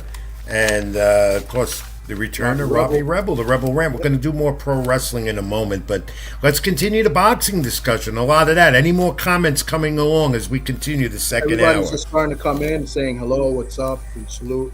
And happy holidays to everybody as we approach. And Great. BVO, your friend BVO is here. You know, he calls you Uncle Richie. He says you're carrying the show as usual, and you know he's like your number one fan, BVO. Well, I thank you. He's mad at me because he called me earlier, and I sent it to voicemail. You know, he makes my day and he makes my time. You know, he just makes me smile every time I get on the air with you, Tom. All right, continue the boxing discussion. After 2 times being postponed over the weekend, we saw this also on the Cruz of Roach card. O'Shaquie Foster gets his vindication over Stephen Fulton. He's going to, does he return a lightweight now? That's the question. Or return, the 130, 2-time champ at that weight now. The jabs, the right hand, easy win, the decision, no doubt about it. 118-110 and 119-109. Forster, the lightweight champion, with the win. Tom, your thoughts on this kind of dope-fest type of fight? I'm a big fan of O'Shaquie Foster, and I also like Cool Boy. I've met both guys. I spoke to both guys. O'Shaquie Foster is a real. I mean, both of them are real good gentlemen, and they're both really good fighters. Good boxers as well. Great talents. Cool Boy, very disappointing in him because he didn't make weight. Very unprofessional. So I was happy with the way O'Shaquie looked in this fight. He looked great. He was orthodox. He turned to southpaw. He made the fight very easy. I thought he won every single round. Every round is a redemption or vindication, but after 2 postponements, he finally got it. And glad that's over with now. We'll see where O'Shaquie goes from here. On the card, 135. Now look at this. Did you see this? And just saw that Forza has his eyes on Shakur Stevenson. Did you see this? Yeah, but he's had his eye on Shakur since Shakur's been at 130, and Shakur didn't want any part of him. So now Shakur moving up to 140. O'Shaquie's now at 135, and O'Shaquie would give Shakur a lot of problems. That's not an easy fight. That would be a great technical fight. Well, it'd be at 135, obviously. Yeah, it would have to be at 135 because O'Shaquie's just moving up now. Right, but I found that to be interesting. Just a day after, after he won his title fight and got his redemption, that he came out with that. And on that card too, how about Jesus Ramos, junior middleweight contender, 12-round unanimous decision over Shane Mosley, the son of the Hall of Famer Shane Mosley. This is Mosley Jr. He claimed the WBC interim. Here we go again with that famous word in boxing, the interim 160-pound title. Could Lara be next for him? I don't know. I mean, it's an interesting fight, but let's talk about this fight. This fight might have been the best fight of the card. This was a very exciting fight. Yeah, both it was. Were hurt in this fight. I thought Ramos got saved by the ropes in a couple times. Could have been scored knockdowns, but this was a very entertaining fight. Ramos pulled it away towards the end of the fight, but credit to Mosley Jr. He was gamed in this fight. I didn't think he would be that as competitive as he was, and hopefully this earns him another opportunity in the future with the performance he had. But this was a great fight. Credit to Ramos. He looks like he's getting better, but defensively he's got to work a little bit better on his defense.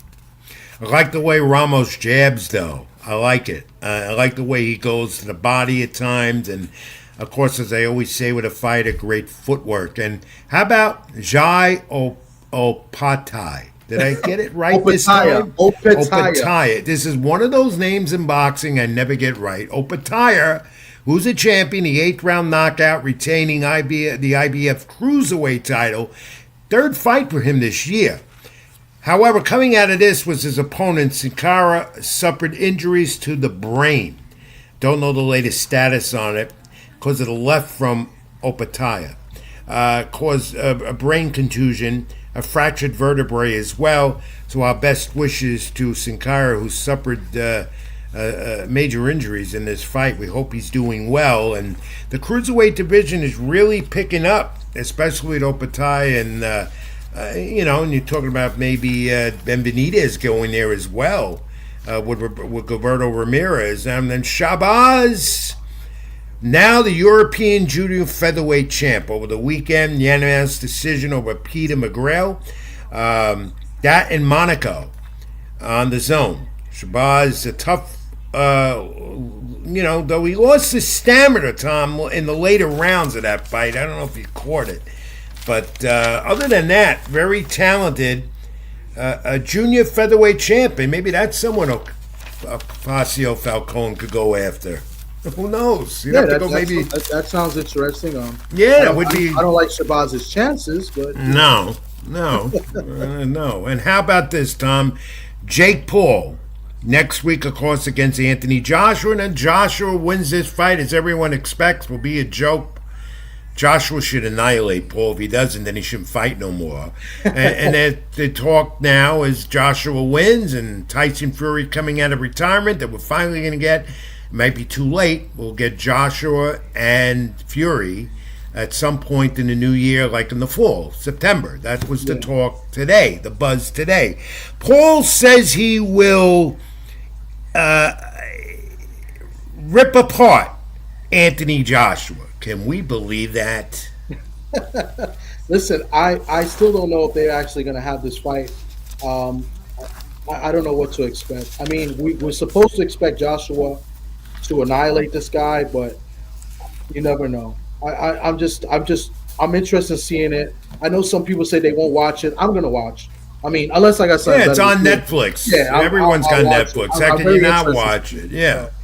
But of course, the replacement for Gervonta Davis, who's been making some noise again. He's been talking on social media again about his next fight. So I don't know with who. And if he stays out of run-ins with the law, Gervonta could come back. But, Jake Paul, Anthony Joshua, it's boxing. People are going to watch. And, again, more next week we could talk about it, but I don't expect Jake Paul to give much. Joshua should win this easily. He should. Easily. Yes. Right. But his promotion, MVP, they said about Amanda Serrano, their champion, who's fighting next month in San Juan in a homecoming. Serrano and Alicia Baumgardner relinquishing their WBC title belts, no longer undisputed champions. It's all maybe revolving, and probably is. Maybe they're rebelling against the WBC because of Terrence Crawford relinquishing one of those titles, WBC, to his undisputed claim at 168, and the sanctioning fees and all that. What did you think of that, Tom? Rich, I didn't hear about this. I'm just looking at it now that you bring it up, but I don't know where I stand with it. I mean, I don't like what the WBC's been doing. Suleiman, I'm not a fan of Suleiman, especially after I got the chance to speak to him this summer. I didn't like the way he responded. It's like he didn't care for what I had to tell him. And, I don't know if you know this, but me and Pedro Fernandez, we were on WBC TV, and he kicked us off because he didn't like our opinions. He didn't Shame like our on opinions. him. Yeah, he didn't like our opinion with Osaka. He doesn't like people. He does not like resistance. So he does. He don't like to get criticized. Not like the old man, his late father, Jose. Yeah. Who would listen to everyone, including me. Yeah. I mean, I would write things back then, and he would read, and he would send me an email most of the time, disputing some of the things I said. But he would always talk to me whether I disagreed or not with their policies.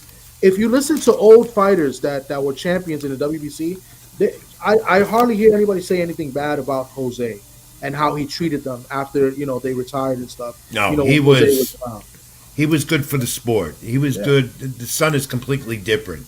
Yes. Complete turn. It's nothing like that. So that developed, and so did this. Errol Spence Jr.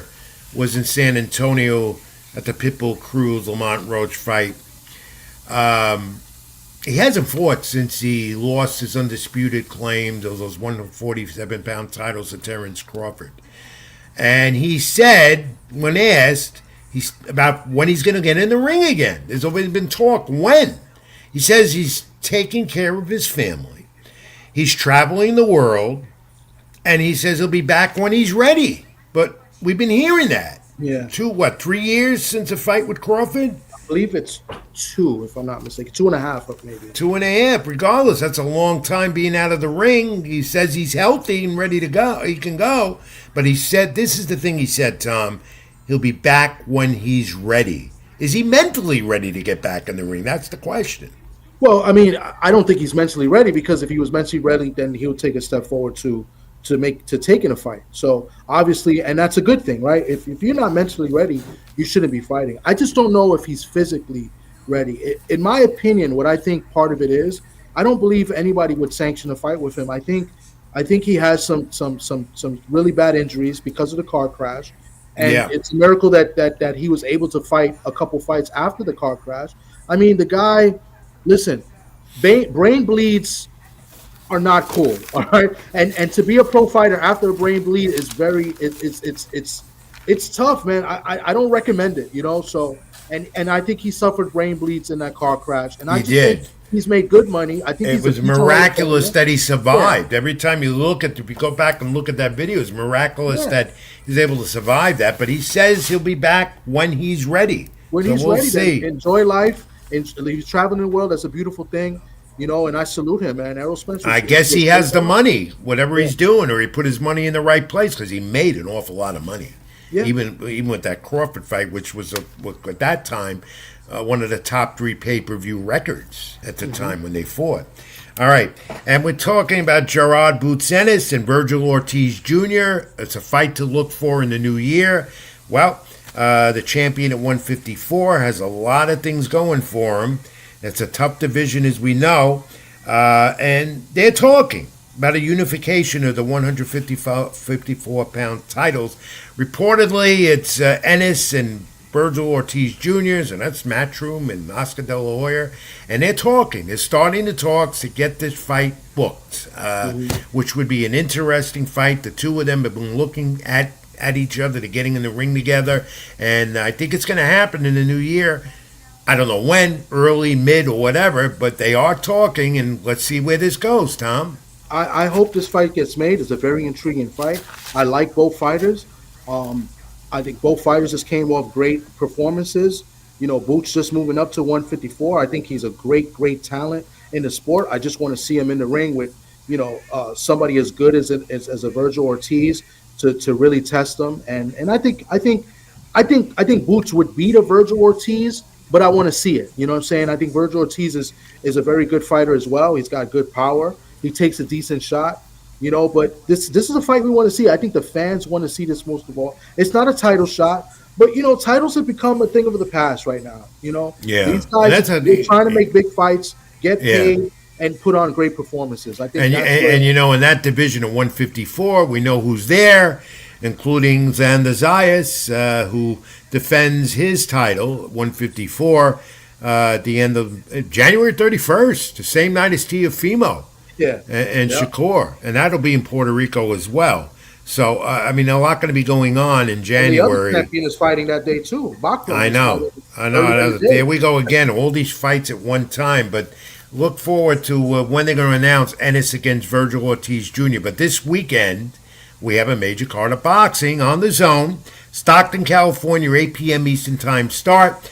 And it's Diego Pacheco, the young rising star at 168 in a division that's tough.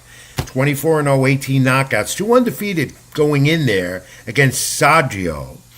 Combined 50 wins with both fighters, which is interesting. Pacheco, of course, 24 years old. Third ranked by the WBO. The body shots, he likes to step in a lot. His opponent is 26-0 as well, 23 knockouts, ranked 8th by the WBO, 10th by the WBC, 11th by the IBF. Tom, this is a fight that Pacheco needs, he knows it, to win, to get a shot at a title at 168, whether it be Terrence Crawford or someone else, when Crawford has most of the belts. Yeah, this is a good fight. This guy is tough. I mean, I think he's French. Kevin Saggio, right? Saggio, he's undefeated fighter. So you know what? He's going to defend that 0. He's going to come in there. He's already been kind of talking. He's looking to win. I think he's actually from, I think, Cameroon, if I'm not mistaken, but I think he's French, if not something like that. I think he was born there, lives in France, or vice versa. But he's a strong guy. He's got power, but the size, and I think Pacheco might be a little bit too big for him. And people say this is going to be a close, competitive fight. I think Pacheco stops him late. I can see Pacheco stopping him late, 8th, 9th round, in a good competitive fight. This guy's going to be game, especially early. But I want to see what happens if Pacheco takes him to deep waters. So I like he's been active. Again, this is his 3rd fight this year. He said he likes to fight 4 times a year. Yeah. But he's up there at the rankings with everybody, all the alphabet soup groups. And again, a fight that he wins, and he's confident he will, and I think he will, whether it be knockout, stoppage, or decision. Yeah. Unless the 3 blind mice say it otherwise, you never know what they're going to do. But this is his first fight in the States. Yeah. So and Pacheco will get a title shot. We just don't know who. Yeah. So we'll see. But interesting undercard on the zone on this card, including this one. All fighters weighed in today, all coming in at weight. The lightweights. Gabriel Flores, WBO title eliminator against Joe Cordina. And this one is, I think, going to be a dandy. These two don't like each other, but they will at the end. But 2 lightweights with something important to go after, a title eliminator out of the WBO. And Flores has that, what you call, repertoire of everything. He's got the speed. Have you seen him much? I have. I've seen a little bit of him. I've seen a little bit more of Cordina.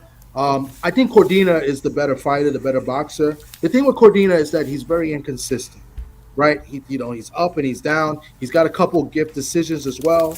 But I don't know if this is his first time in the States. I'm not sure, first or second time.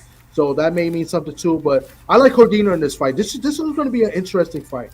It is. It's the chief support on the card of the main one with Pacheco. And that's a good card with Matchroom on Saturday night, 8 p.m. Eastern on the zone. So I'm looking forward to that fight and the Pacheco fight. And also Saturday night, we could look at this. Badu Jack. Badu Jack. I think that's who I've met a million times because of his old trainer, Louis DeVal, that I mentioned earlier. Yes, Louis, you did. And I should know how to pronounce his name, but I don't pronounce anyone's name. Even my own name I don't get right sometimes. Let me tell you something. You know who Badu Jack is really close to and good friends with? Georgie Tehran of the Bronx. He lives out there in Vegas. They're very good. I didn't know that. I have to talk to Georgie about that because Georgie and I have been friends for years, and I'm going to get him on the program and give his views on the sport. But Jack defends against Mike Liano, I believe. It's on Amazon. It's on pay-per-view, 9 p.m. pay-per-view.com and Amazon Prime again. WBC cruiserweight titles. So we have cruiserweights in the spotlight again this weekend. They met previously this year, and Jack won a controversial majority decision, so we're at that rematch phase with the two of them Saturday night. I like Bodu. I like Jack. Big guy and his age too. He's not a youngster either. He's like 42. He's like 42. Yeah. I could be wrong, but I think he's 42 years old. He might be older than Lara. He might be older than Lara. I wouldn't go that far. No, because I don't know if Lara's telling it's something. It's accurate with his own age. So we don't know with these Cubans. All right, so. But I think he's 42 years old. If I'm not, that's my final answer. But Badu Jack is a good fighter. He, I believe. Who was it that he fought that he got? I thought he won and they took it away. Did he fight Superman? What's the guy at super middleweight or light heavy? Adonis Stevenson. Right. Didn't he fight Adonis Stevenson? He did fight. And it was to a draw. Yeah. It was to a draw, and I thought he won. Yes, he did. Yeah, you're right. I'm trying to go off the top of the head. Good memory. It's past 10:20 p.m. Eastern on a Friday night, and my memory is shot. I still know a little something, Rich, and I still got it. You do. You do. Yeah, I still got it, you but I think it was definitely. Adonis Stevenson. I might be able to beat you on the facts of the week, but you've Yeah. got a good memory. You Oh, know. and because I just looked it up, I cheated now. But yeah, it was Adonis Stevenson and James DeGale. That was another fight that I thought he won, and they scored it a draw as well. So Badu Jack, yeah, and they list him at 42 years old. So I was right. Let's wrap up this. For Sweden that lives in Vegas now. So Let's wrap up. Good points, Tom, as Okay. always. So we got a big fight weekend. So it's wrapping up the year in boxing, which we'll do more next week. We'll review it all. Finally, when we talked about Ben Benitez and Zula Ramirez, reportedly for the cruiserweight title, and Ramirez and Ben Benitez going after that, they're saying May 2nd is the date. Where, I don't know, but be part of Riyadh season, I guess, and so forth, because that's the Turk guy involved in one of his announcements. do you think? Do you think that's David Benavidez taking Canelo's spot on that May 2nd card? Isn't that the Mexican Independence? Yeah, that's Cinco de Mayo. Cinco de Mayo. That's right. Yeah, you think that's a David Benavidez move against another Mexican? That probably would do it, because he's being looked at as the successor to Canelo Alvarez. As the guy, Canelo's all Mexican, Ben Benitez is all Mexican American, but that would be for Ramirez, right? Mexican American, but Ecuadorian as well. Mexican Ecuadorian, yeah. But he looks more, envisions more of a himself as a Mexican American, and I could tell you that. And I know friends of his as well that say the same thing. Now Ramirez has, of course, the WBA and WBO cruiserweight titles, so that division is interesting, isn't it? Especially Ben Benitez goes for titles like that. It's interesting. It's an interesting fight that I think Benavidez should win, but it's only interesting if one of these guys go ahead and fight Jai Opataya. Then I'll say the same thing, because that'll be the fight we want to see. But I don't think either of the guys is going to fight him, and I think Opataya is probably going to move up to heavyweight pretty soon. Well, if they do, I won't be the ring announcer because I can't get his name right. I'm serious. That would, we got to do that just for spoof. We need to throw you in as a ring announcer for one fight. I've done it before, but I didn't botch it up because I rehearsed it. Okay. Tom, one other boxing note before we close the boxing segment up, and then we'll get to some comments. WBC has declared now that Subriel Mateus, his fight for sure going on at Barclays Center January 10th against Dalton Smith. They said he's not guilty, testing positive for PBDs in his system. So Dalton Smith and Mateus is on January 10th, Barclays Center. And I think that's on, I forgot what pay-per-view. It's a pay-per-view channel. It's a pay-per-view. I'm not sure where it's going to be on, but it's in the Barclays. And we still haven't found out how to apply for credentials to cover that. I haven't contacted Keith. Keith Cologne will be on that card. He's got an opponent. All right, so that's your job. You got to do that, right? I'll get on it. I've been very busy this week, but I'll definitely get on that and I'll find out. And we'll definitely get a credential for it, because I'm sure Keith will hook us up somehow.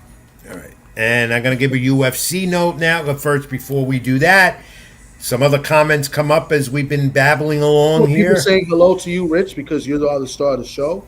No, I'm not. Come on. They're saying hello to you, and people agreeing with it. And one particular comment to my man Yoda Crush, he says big fights matter, and that's indeed. And he's a Philadelphia guy. He's a big boot tennis fan. And what did he? I want him to comment. What did he think about Stephen Fulton? He's from Philadelphia. Oh, I don't know. I don't know. I'm sure he was pretty disappointed. If he's still watching, he's maybe a big Fulton. He's a big Fulton. I mean, he supports the fighters in Philly. He's a homer like we are. We support our guys here in New York as well. And I'm not sure what he thinks. I'm sure he's probably a little bit disappointed, because I know, if I remember, I think he picked Fulton to beat Oshaki. But I think he's more disappointed in Fulton and just coming in overweight and kind of out of shape, if anything. Because Fulton is a great fighter as well. I mean, what we saw Saturday is not, what Stephen Fulton's all about. No, absolutely not. Absolutely not a Shockey Force that did what he had to do. All right, let's keep your comments coming in. Did he just comment again? No, that was somebody else saying hello and saying that they were listening. Well, hello to you all, and thanks for commenting. Like, comment, and subscribe to my channel on YouTube, Rich Mancuso would keep it in the ring here, and Tommy D Sports Talk would appreciate that.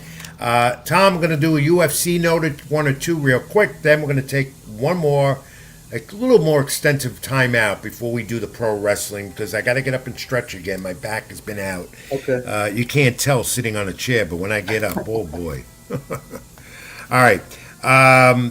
In UFC, Paramount Plus, they're ready to go. January 24th, T-Mobile in Vegas. That's going to be their debut. Who's going to be on it, I'm not sure. But it's all set. So UFC's got a platform and a major one. And this happened. And this was disturbing. Joshua Van, UFC champ, breaking Alexandre Pajoya's arm. And you could see that, and the images are very disturbing. Broke his arm right there in the octagon right away.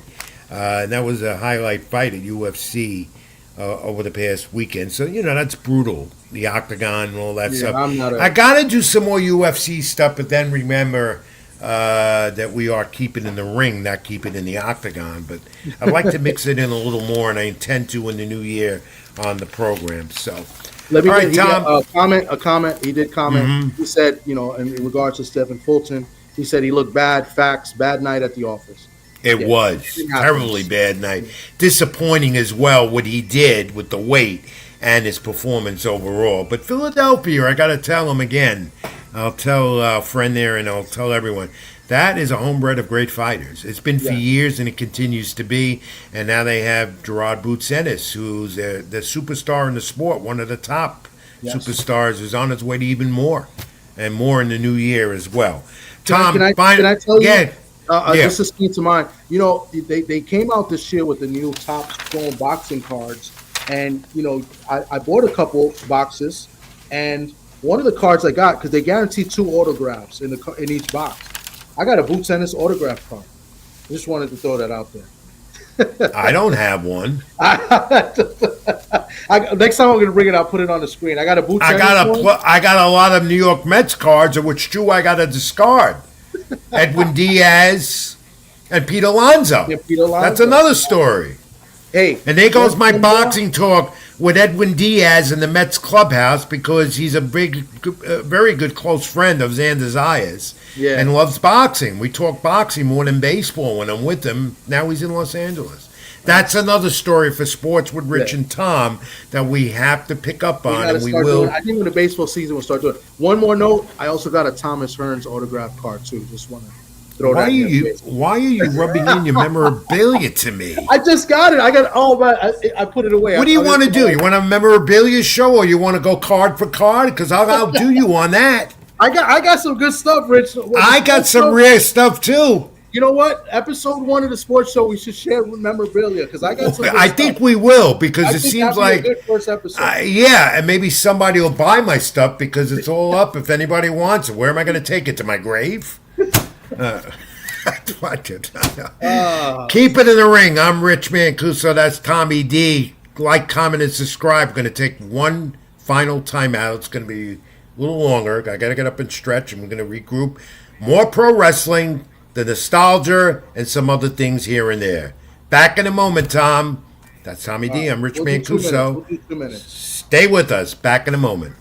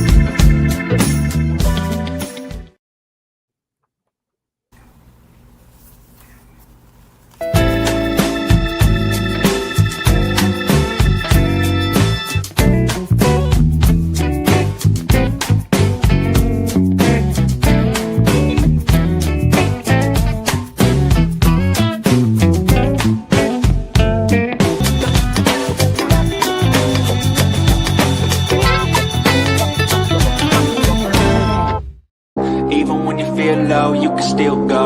Even when you feel slow, you can still go. Even when there's no hope, you can still go. I never answer to no, man, I still go. We're back. And I feel much better. No. Did I miss the pizza commercial? That was I opened up with the pizza commercial. I'm glad I didn't see it because I'm awfully hungry.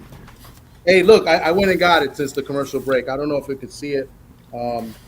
Damn, I don't know. That's I don't know how clear You that should is. have told me. I would have bought out some vintage cards of my own. That's the Thomas Hearns, signed by Thomas Hearns, and Michaela Mailer was another one I got. Jahai Tucker. But here's the one I like, the boots, and this one's a nice one. I gotta show this one. If I could get it to screen, I gotta get one of those lights. Yeah. I think you have a what do you call those lights? It's not. I don't coming up. know. You can't see it. I don't know. My buddy. It's not meant to buddy, be. production guy, former pro wrestler, he's setting me up. Yeah, I got to get like a ring or something to get, but that's another day. But moving on. Well, screenshot it to me, and I'll screenshot you some of mine. Okay. I'm sure. My wife wants to get rid of a lot of this stuff I got. So I want to get rid of a lot of my stuff. Well, I'm not allowed to have it. We'll talk about it. Yeah. Likes, comments, subscribe to the channel. Any more comments that came in while we were on break? Well, people coming in saying hello. Tate, salute to you. Crush's in the building. Crush is asking for the link. I dropped your link. Rich Mancuso and my man D Free. We got to get D Free on next Friday. I think next Friday. Yeah, I don't know if next Friday might not work. I got to let you know with my schedule, but it should. So I think, if not, D Free will be the co-host because D Free's my co-host and he's a great co-host. No one's going to co-host. Your buddy Socrates is the most busiest man in the world. But not the co-host. You put them on as guests because you're the only one that will sit in for Rich Mancuso, and you know that. Yeah, I know.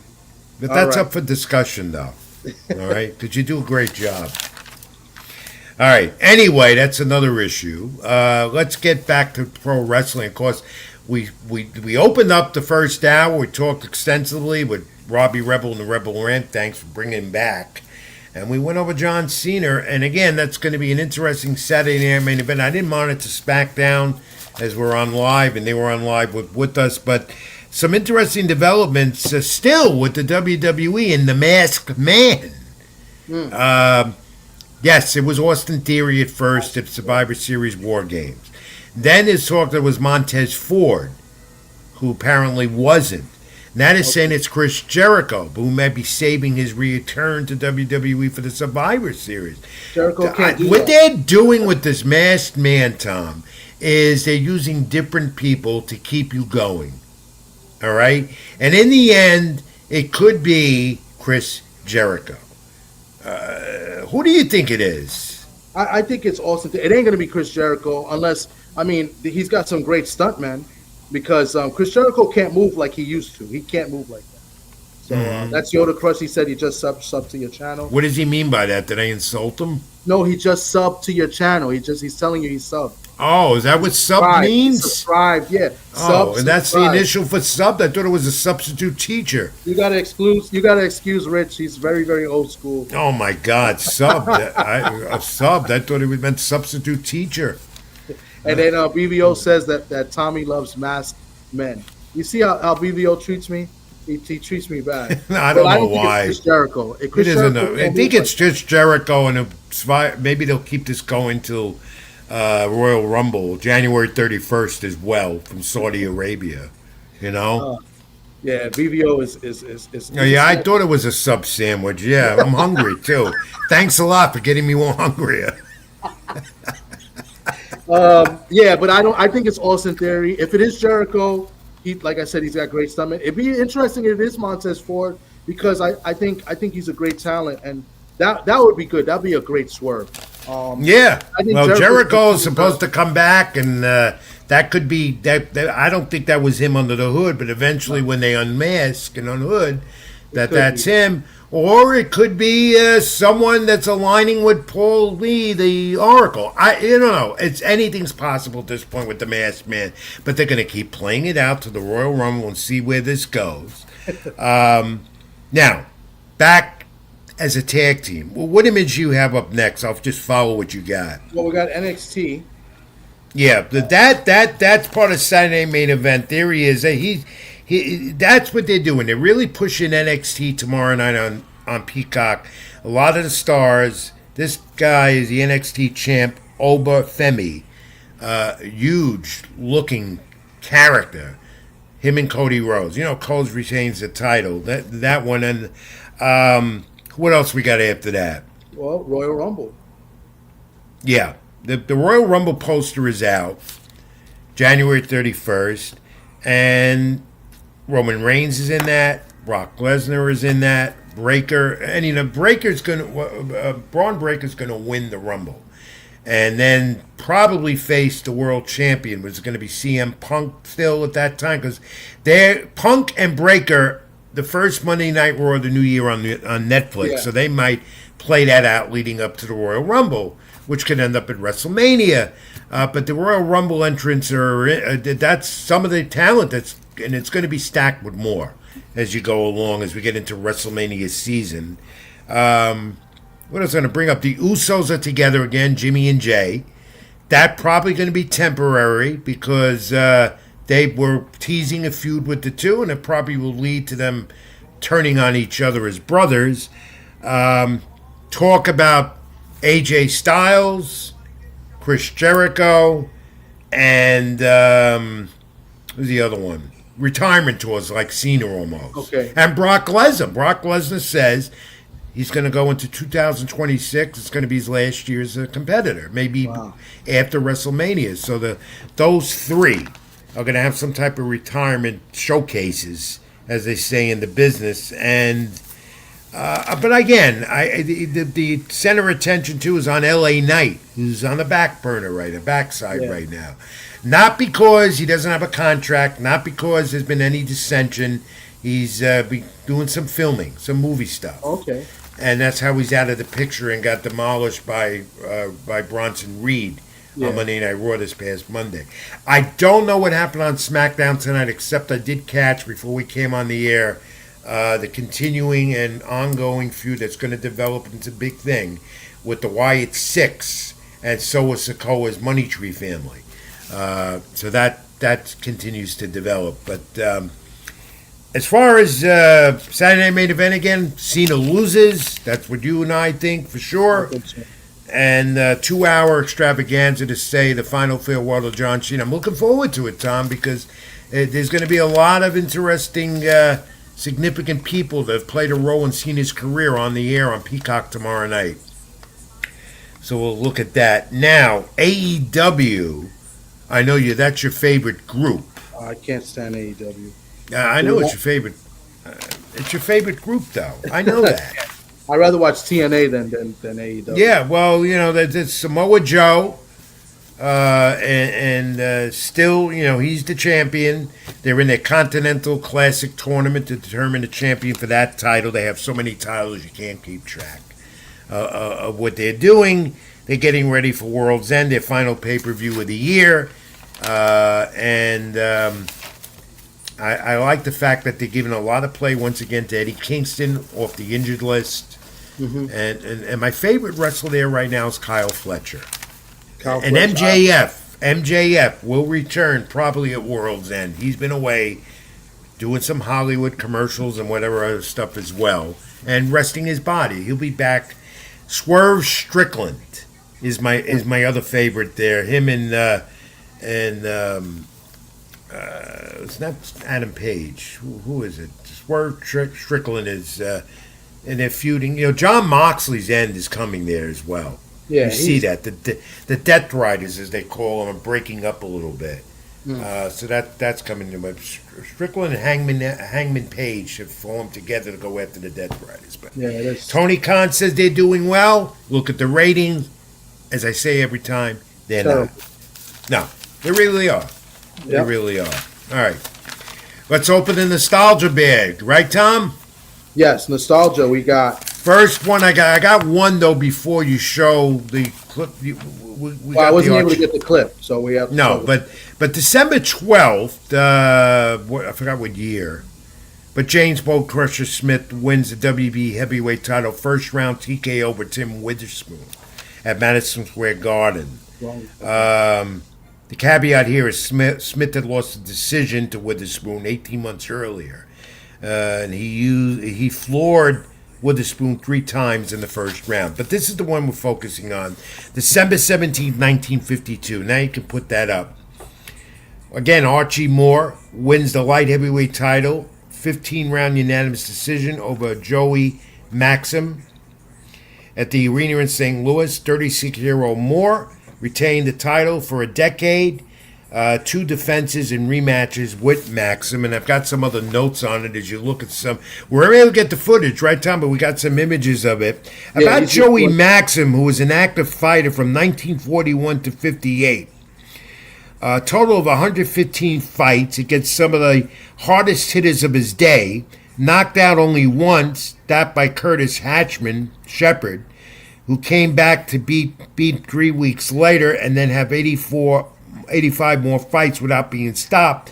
Maxim swore off his back foot, explains him having only 21 knockouts to his credit, and he was a good counter puncher with that memorable 1952 fight against Sugar Ray Robinson as well, defense of his light heavyweight crown, with the temperature reaching 104 degrees at Yankee Stadium in the Bronx under those lights. We talked about how historic Yankee Stadium was with boxing for years. Maxim took everything Robinson can throw, stood up against the assault for 13 rounds. In that heat, Robinson collapsed later when a reporter told Maxim he had won only because of the temperature. Maxim's reply, "I was in that heat too." And he was, surviving as he always did to win. Those notes courtesy of the late, great mentor of mine, boxing historian Burt Randolph Sugar, who wrote a book, the ultimate book of boxing list. And so there you go. Tom, history. I'll add a little bit to it. I think from what I've looked up and what I've researched, Archie Moore, he was 36 years old in the first fight. These guys ended up fighting 3 times. Archie Moore won all 3. This was, I think this might have been the closest of the 3, even though he won a big decision. One of the judges, which was the referee back then, so it's 2 judges and a referee. The referee had the fight much closer, and it was in his 17th year. Moore won the title. 17 years as a professional, he won the title, and it was out there, I believe, in St. Louis, Missouri, 1952. 15 rounds. That's great history. Great boxing history right there. Yankee Stadium, again, the home of so many illustrious championship fights back in time. Yeah. And again, the last one at the new Yankee Stadium that we talked earlier in the program with OFACIO Falcon Jr., of course, was Miguel Cotto and Yuri Foreman. And that was the last time in 2009 when they opened the new Yankee Stadium. And we haven't had a fight card there since. We probably never will again. The Yankees don't want it. Yankees don't want anything there. I think the Pope visited that year too. Yeah, if I'm not mistaken, I think the Pope visited. I don't know. It's their sacred ball field in the Bronx that they don't want the grass tortured and. Yeah. They didn't. My explanation about it, not like years past, like we just saw with Archie Moore and Maxim, is that the fan element, they didn't like it. So whatever happened back in 2009, they don't want to. 15 years ago, whatever it was, they don't want to see that again. So that's unfortunate because Tom, I brought it up to Yankee officials. Boxing needs why they just don't want to do it. It's a lot of history there. Like they used to do it in Comiskey Park in Chicago. Chicago used to have a lot of title fights in the ballparks too. I think Comiskey Field was one of them. I don't know if they did in Wrigley, but I know Chicago hosted fights, and they should. I mean, they got the soccer games now there. They do college football games now in Yankee Stadium. I don't know. Talk about the Mecca, Madison Square Garden, Yankee Stadium would be a Mecca of boxing as well. Yeah. Well, you can go on and give a history of all the great fights that happened there in this illustrious sport we know as boxing. All right, Tom, we're going to come to an end to this almost 2-hour program, and it's been great, but let's take a look at some of these things that put up that keep it in the ring. Oh, the newsletter. Yeah. Wow. See, I go back. This is September 1992. All right. The Ancient Volume one. Richmond. Yeah, this was the first one. You know, when I was on WFAN, and I'm on there every so often with Ricky Ricardo on the weekend late nights talking boxing and some wrestling, but I was a regular. Everyone knows. Go to YouTube. Some of the shows around are logged and they're there. They're chronicled all there. Keep It in the Ring became a part of WFAN with me and Jody McDonald at 3 a.m. in the morning. Wow. So I expanded it to this without the internet. You know, we had back then 900 numbers, hotlines to get wrestling rumors. Fans love that. They still do today. The gossip, the rumors. I went to this notch because everybody started putting out newsletters. A lot of people in the industries, including Dave Meltzer, who's the most successful one, became a multi-millionaire off his newsletter, The Wrestling Observer. Keep It in the Ring expanded to print. No internet, no laptop computers to put this together, no touch of the button to get it printed. I want you to look. See the front? Someone designed the logo. That's the front. Now, if we can get an angle of it, you'll see what I did. I don't know if you can see this in the camera. Can you put that down a bit? Can you get? I hope you can see this. I don't know if it's coming up. Do you see that? No, it's not. I don't see it on the Well, screen. no. There's a code. In other words, and here's the back of it. With the old I had the, and I have a lot of these if people want them just for a souvenir. This was all done. You know how I did this? By myself with some help with a young man named Derek Gordon who went in the industry and left. I did this, what you call cold press days, on the old typewriter. Wow. I typed away and typed away, all right? Take the paper out, cut it down, and then what we did before internet, laptops, well, don't get me wrong, this new technology, there's an advantage to it, all right? This wasn't easy to do. You went to your kitchen table or workplace, the way old newspapers did it back then. You took the copy, you laid it out on a table, and then you put it on what you call storyboards, and you gave that to a printer, and a printer would then take it, what you call to cold press, and then print it out. And this was like 10 pages long, so it wasn't cheap to do. Yeah. Cheaper than it would be today. But that's how it was all done. And if you look at the script on, you can see it was done on a typewriter. Yeah. But this is how it was done. And this went in the mail after that. And I had quite a few subscribers to this newsletter. Didn't make much money off of doing it. That wasn't my purpose completely, was to inform the fans beyond WFAM what I was doing. Cold press media. That's how it was done. That's how it was done.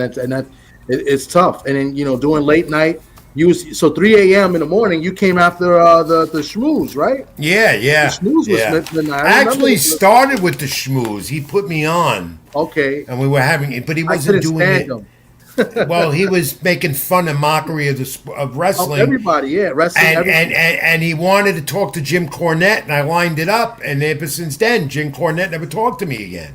Oh wow, that's because he was a jerk because he used to. Steve Summers did that. Yeah, Steve Summers, the schmooze.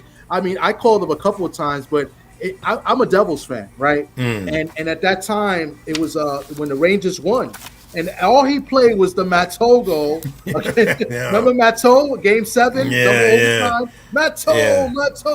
He'll call up and be like, "Hey, something's wrong with my foot. I think it's my toe," and then he'll play the my toe thing. I think it was it Howie Rose? I don't know who was doing the play-by-play with the Rangers, but that was Howie Rose. It was Howie Rose, right? I hated oh my god. And for years, everyone thought I was Steve Summers because we had a similar monotone in the voice. Okay. And I would tell them because they didn't know what he looked like. I said, I'm Steve Summers. I'm here, you're there. Me here, you there. And I would do that. People say, "Oh, Steve, what a pleasure to meet you." And he used to mock wrestling. He used to make fun of wrestling. That's how it started. Yeah. And then from there, Jody McDonald and I, and this we eventually done in a book, the Chronicle, the whole thing, how it started. I met Jody at a local pub in the Westchester area, New York. And he knew who I was, and then He was a big wrestling guy, and it all started. But, to go back to this, Keep It in the Ring, the subscription was $27 for a year. I did it twice a month. Okay. A single issue was only $2. Check or money order, the only way you could do it. And I did it. And this went on for about 5 years. And that was 1992. So when you look at this Yeah. cover, I'm thinking SummerSlam. That had to be Von Erich and Perfect. I think. I could tell you. I give you an idea. Give you an idea, and then we're going to move on. We got to wrap up. Okay. I'm talking here about Hawk and the Road Warriors Legion of Doom. I had some writers as well. I have my fan club photos of meeting some of the fans that Keep It in the Ring. So a local promoter, who I'm not going to mention because I don't talk to him no more, talking about the recaps that happened at Madison Square Garden, and something about Kerry Von Erich, who passed away tragically with that family. These are the things I did, but I would also give the rumors and the gossip that fans wanted to know. And I would also answer fan mail. It was also like a print version of the radio show. Rich, I gotta ask you. I've asked you this maybe 2 times, maybe 3 times before. I'm gonna take a shot and ask you maybe for a 4th time because you've been doing this for such a long time. Every Friday in the Daily News was an article on wrestling called The Slammer, and it was a guy in a mask. There was a rumor that you were the Slammer. No.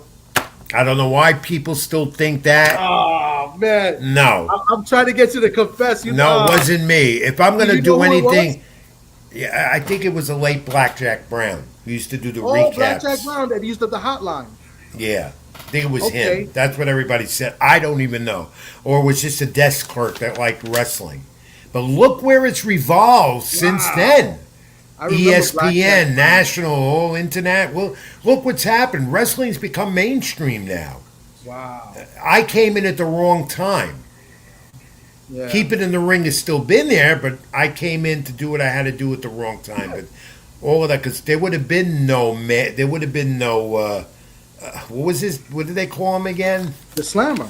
The Slammer. No, it wasn't me. Friday, they give the results. I will resolve 2 questions right now. 1, I wasn't the Slammer. 2, I'm not Steve Summers. No, I know you're not Steve. Steve Summers, I know Steve Summers. I spoke to Steve Summers because I used to call WFAN. So I spoke to almost everybody that worked there. Mike and the Mad Dog, I called. Did you ever call me on WFAN with the wrestling segment? 3 o'clock in the morning. Because it was rapid fire. But I remember Jody McDonald, though. I do remember Jody McDonald. Yeah, and I thank Jody for all of that. We had a great run for 3-4 years doing that at 3 in the morning. Yeah. Wow. Go on YouTube. You'll hear some of the show. Some fan logged them all, and they're chronicled. They're all on YouTube. I'm going to look that up. That's pretty cool. Because you'll hear a lot of it. It was unbelievable. Let me tell you something. WFAN was the station to listen to for radio. I mean, a lot of people didn't. I didn't have cable, so I listened to a lot of games on WFAN and radio in general. I even used to listen to Don Imus in the morning. So, but man, you had to listen to Rich Mancuso at 3 a.m. on the weekend overnight. Oh wow. It was, it was RM and JM, or JM and RM. That's what Jody used to call it. Jody is doing well down in the South Jersey area and doing some work with WIP Sports Radio and some others, and he's on his way towards retirement, too. I got one, just came to mind. So when Steve Summers, he ended up doing the mornings with Salzburg. It was the sweater, and the schmoozer. Do you know that one time, and I hope Soccer's listening, Socrates called up the radio, and they thought he was joking because they was like, Socrates calling from the Bronx. What are we gonna tell me next? That his wife is Cleopatra? And I remember that specifically. And I think Sock asked the question and said something, and I think Salzburg, because Salzburg, he was a little bit of a jerk. I think they had to flush the toilet thing. Whatever. I think they did. Yeah, I remember that. They flushed the toilet on site. I remember. Well, there's been so many changes at that station now, but people can hear me once in a while. I'm on late night with Ricky Ricard, like 1:30 in the morning. Okay. And we might even do one this weekend. tomorrow. With Saturday Night Main Event with that's Cena's cool. Okay. farewell. Ricky's on the air. He hits me up, and I'm on for 10 minutes with him analyzing stuff. So going back some more. You did look. And we're gonna wrap this up quick. Yeah. 'cause Go to I this got it Google. You got this Google Yeah. thing. Okay. Look at this. People alerting me to this. And what the hell's wrong with Google? I'm not 80 years old. So if they Google Rich Mancuso, this is what they'll find. Yeah, and they're going to see that I'm 80 years old. Is that's your birthday? Made sense? Yeah, yes. 19? Yeah. Yeah, but I'm not 80 years old. I'm far from that. But I thought I'd put that up because I got a kick out of that. And some of my colleagues and others that Googled. A colleague Googled this to me. It was crazy. And remember 7 years ago, we said goodbye to HBO Championship Boxing. And that still, everybody grew up that got into boxing. And most boxing people today will tell you HBO got them started. That's the cover of a book I have that's up for grabs if anyone wants, with color photos of the history of HBO Championship. Tom, I'll trade a card for this for you. That might. We might do that. I might. This is a great 25 years of boxing with HBO. They was 7 years ago. It ended, and this is a great book. Color photos of their great fights up to that point, illustrations and the real photos and the stories. And this is great. I wish you could see this on camera. So Tom, the HBO logo, you want it? Give me a card. You got it. Let's see what I got. I don't know because this Boots Ennis card and Tommy Hearns photo. It doesn't have to be that. It doesn't have to be that. But we do what they do in baseball. What they've been doing, trade for trade. And okay? if VVO's watching, because VVO's in Cleveland, I got a nice Tiger Johnson. I don't know if you can see that Tiger Johnson autograph card. So, enough of your cards, all right? You had your time, but yeah, HBO boxing. Real quick, could you one memorable HBO fight that you could remember? Because we got to get out of here. Oh man, so many. I don't. One moment, and the moment I remember because I wrote about it: Larry Merchant challenging Floyd Mayweather. Oh, in the middle of the ring. What was his name? Mayweather. He challenged Mayweather versus he got headbutted and then he hit him after. Yeah, and then Larry Merchant said to him, If I was 50 years younger, I would knock you on your ass. I think wasn't Trinidad De La Hoya? Yeah. HBO? Yeah, so that would be one. I came from a wedding that day, rushing to watch that fight in a friend's house. There was a whole bunch of many memorable fights and moments on HBO. Jim Lampley, the fight doctor. I mean, you had Harold Letterman, the judge, and Lampley and Larry Merchant. It was just great. And then you had Max Kellerman come into the picture as well. We missed them. And then Showtime, and they're gone, and now it's all streaming. But that's the story. Tom, 2 hours, great talk. Thanks to OFACIO Falcon Jr., the rising super featherweight from the Bronx, for joining us. The return of Robbie Rebel, I loved it. He'll be back with the Rebel Rant when we continue. And so much information. The fights this weekend are interesting. Any final thoughts and where the fans reach you, my friend? No, this was a great show. I mean, thank you to our guests that came up. They definitely made it good. If you didn't catch the beginning, Robbie Rebel's back. He's always great. He wasn't prepared to do the Rebel Rant. We just wanted to surprise Rich, and that was successful. So next week, we should get a nice Rebel Rant. And OFACIO Falcon, man, I've been telling people about this kid for a while now. And he's on his way. He's on his way. This kid is, yeah. We're looking for the next champion here in the Bronx, and I think he's him, and I don't like to use that expression, but I think Tom, where does everyone reach you? If they know you're on TD Sports Talk, where else? TD Sports Talk here on YouTube every Sunday with my man Pedro Fernandez at Ring Talk Worldwide. That's where you can catch me, and of course, keep it in the ring. YouTube and the radio, Sports Byline USA.com and sportsbyline.com.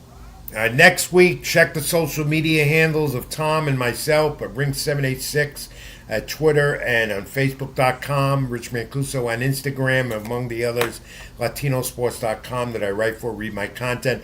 Special show next week. We're going to look at the year in boxing and pro wrestling in 2025. We're almost coming to the end, and that might be my final show of the year. we'll see how that goes. But either going to be Thursday Night Live or Friday. We'll let you know. Check the social media. Thanks for everyone for watching tonight, staying with us for 2 hours or more. And, the content was great. This was a great one. And 2 hours works, but it's a lot, but it works. And thank that guy. My colleague, friend, and producer, he makes me look at each and every week. String Punk Entertainment, Scott Churston as well.